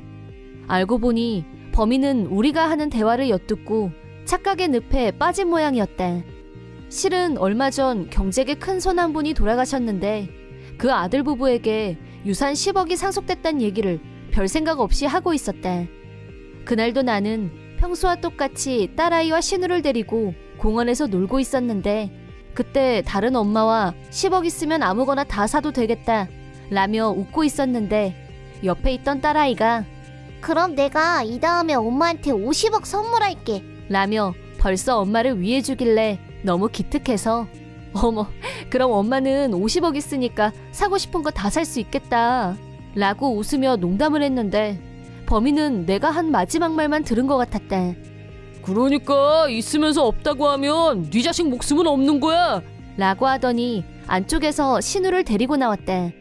신우야 너 괜찮아? 어디 다친 데는 없어? 미나 아줌마 난 괜찮아. 그러자 범인이 뭐? 미나 아줌마? 그럼 이 여자가 니네 엄마가 아니야? 우리 엄마 아니야. 저 아줌마는 미나 엄마야. 맞아요 난 엄마가 아니에요. 그러니까 그 애를 당장 풀어줘요. 안 돼. 어쨌든 니네 둘이 잘 아는 사이인 것 같은데 눈앞에서 모른 척하지는 못하겠지. 당장 내놔. 제 얘기 좀 들어보세요. 그때 그쪽이 들은 말은 그저 애들하고 가볍게 주고받은 얘기에 불과하다고요. 난 그냥 일반 가정주부고 50억이라니 그런 돈은 본 적도 없어요. 무슨 말을 해도 범인은 내 말을 들으려고 하지 않았다. 그때였다. 신우가 갑자기 범인의 손을 꽉 깨물었다. 순간 비명을 지르며 범인이 손을 놓은 사이 신우는 범인한테서 도망쳐서 나한테 달려왔다. 나는 죽을 힘을 다해 신우의 손을 잡고 도망쳤지만 열받은 범인 역시 미친 듯이 우리를 쫓아왔다. 순간적으로 먼저 도망치라고 소리치고 신우를 어린아이만 들어갈 수 있는 좁은 통로로 들여보낸 후 밖으로 빠져나가게 했다. 내가 혼자 남게 되자 범인은 아까보다 더 광분했다. 이제 끝이라는 생각이 든 순간 어떤 사람들이 나타나서 범인을 제압했다. 이거 뭐야? 순식간에 우람한 남자들이 범인을 사방에서 애웠었다. 범인은 니들 뭐야? 라며 반항했지만 다시 보니 남편과 남편이 데리고 온 친구들이었다. 과거 남편은 격투기 선수였고 은퇴한 동료들이 주변에 여러 명 있었다. 그 친구들이 남편을 돕기 위해 달려와 준 거였다. 잠시 후 경찰도 출동해서 범인은 그 자리에서 체포됐다. 무사히 돌아온 신우는 다친 곳은 없는지 멍든 곳은 없는지 신체 검사를 받은 후 다시 엄마 품으로 돌아갔다. 연희 씨는 마치 죽었다 살아 돌아온 아들을 본 것처럼 와락 품에 안았다.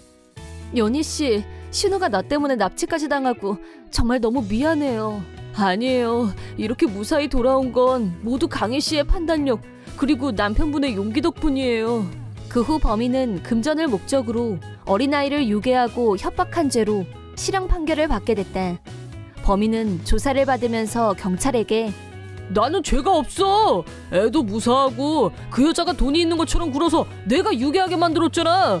이게 왜 내 잘못이라는 거야? 라면서 억울하다고 헛소리를 했다는데 잘못은 너무 명백하지 않나. 힘없고 약한 어린아이를 유괴했는데 아이의 목숨을 갖고 장난친 주제에. 물론 재판은 정상적이었고 범인의 궤변에 귀를 기울이는 사람은 없었다. 이번 사건은 범인의 오해와 착각에서 비롯됐고 자칫 아찔한 순간도 있었지만 신우가 무사히 돌아와줘서 너무나 감사하다. 연희 씨도 지적했지만 만약 내가 범인이 걸어온 첫 번째 전화에서 신우는 내 아들이 아니라고 말했다면 결과는 지금과 달라졌을 수도 있다고 본다.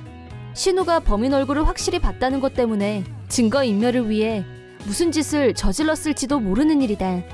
그래서 이렇게 무사히 돌아왔다는 게 기적처럼 느껴진다. 또 남편과 그 친구들한테도 뜨겁게 감사한다. 범인이 혼자인지 아니면 그룹인지 알 수가 없어서 친구들을 불러 모았다고 했다. 범인이 내가 한 말을 잘못 이해하고 벌인 최악의 사태였지만 우리들의 찰떡 연대 플레이가 신우를 구해냈다고 생각한다.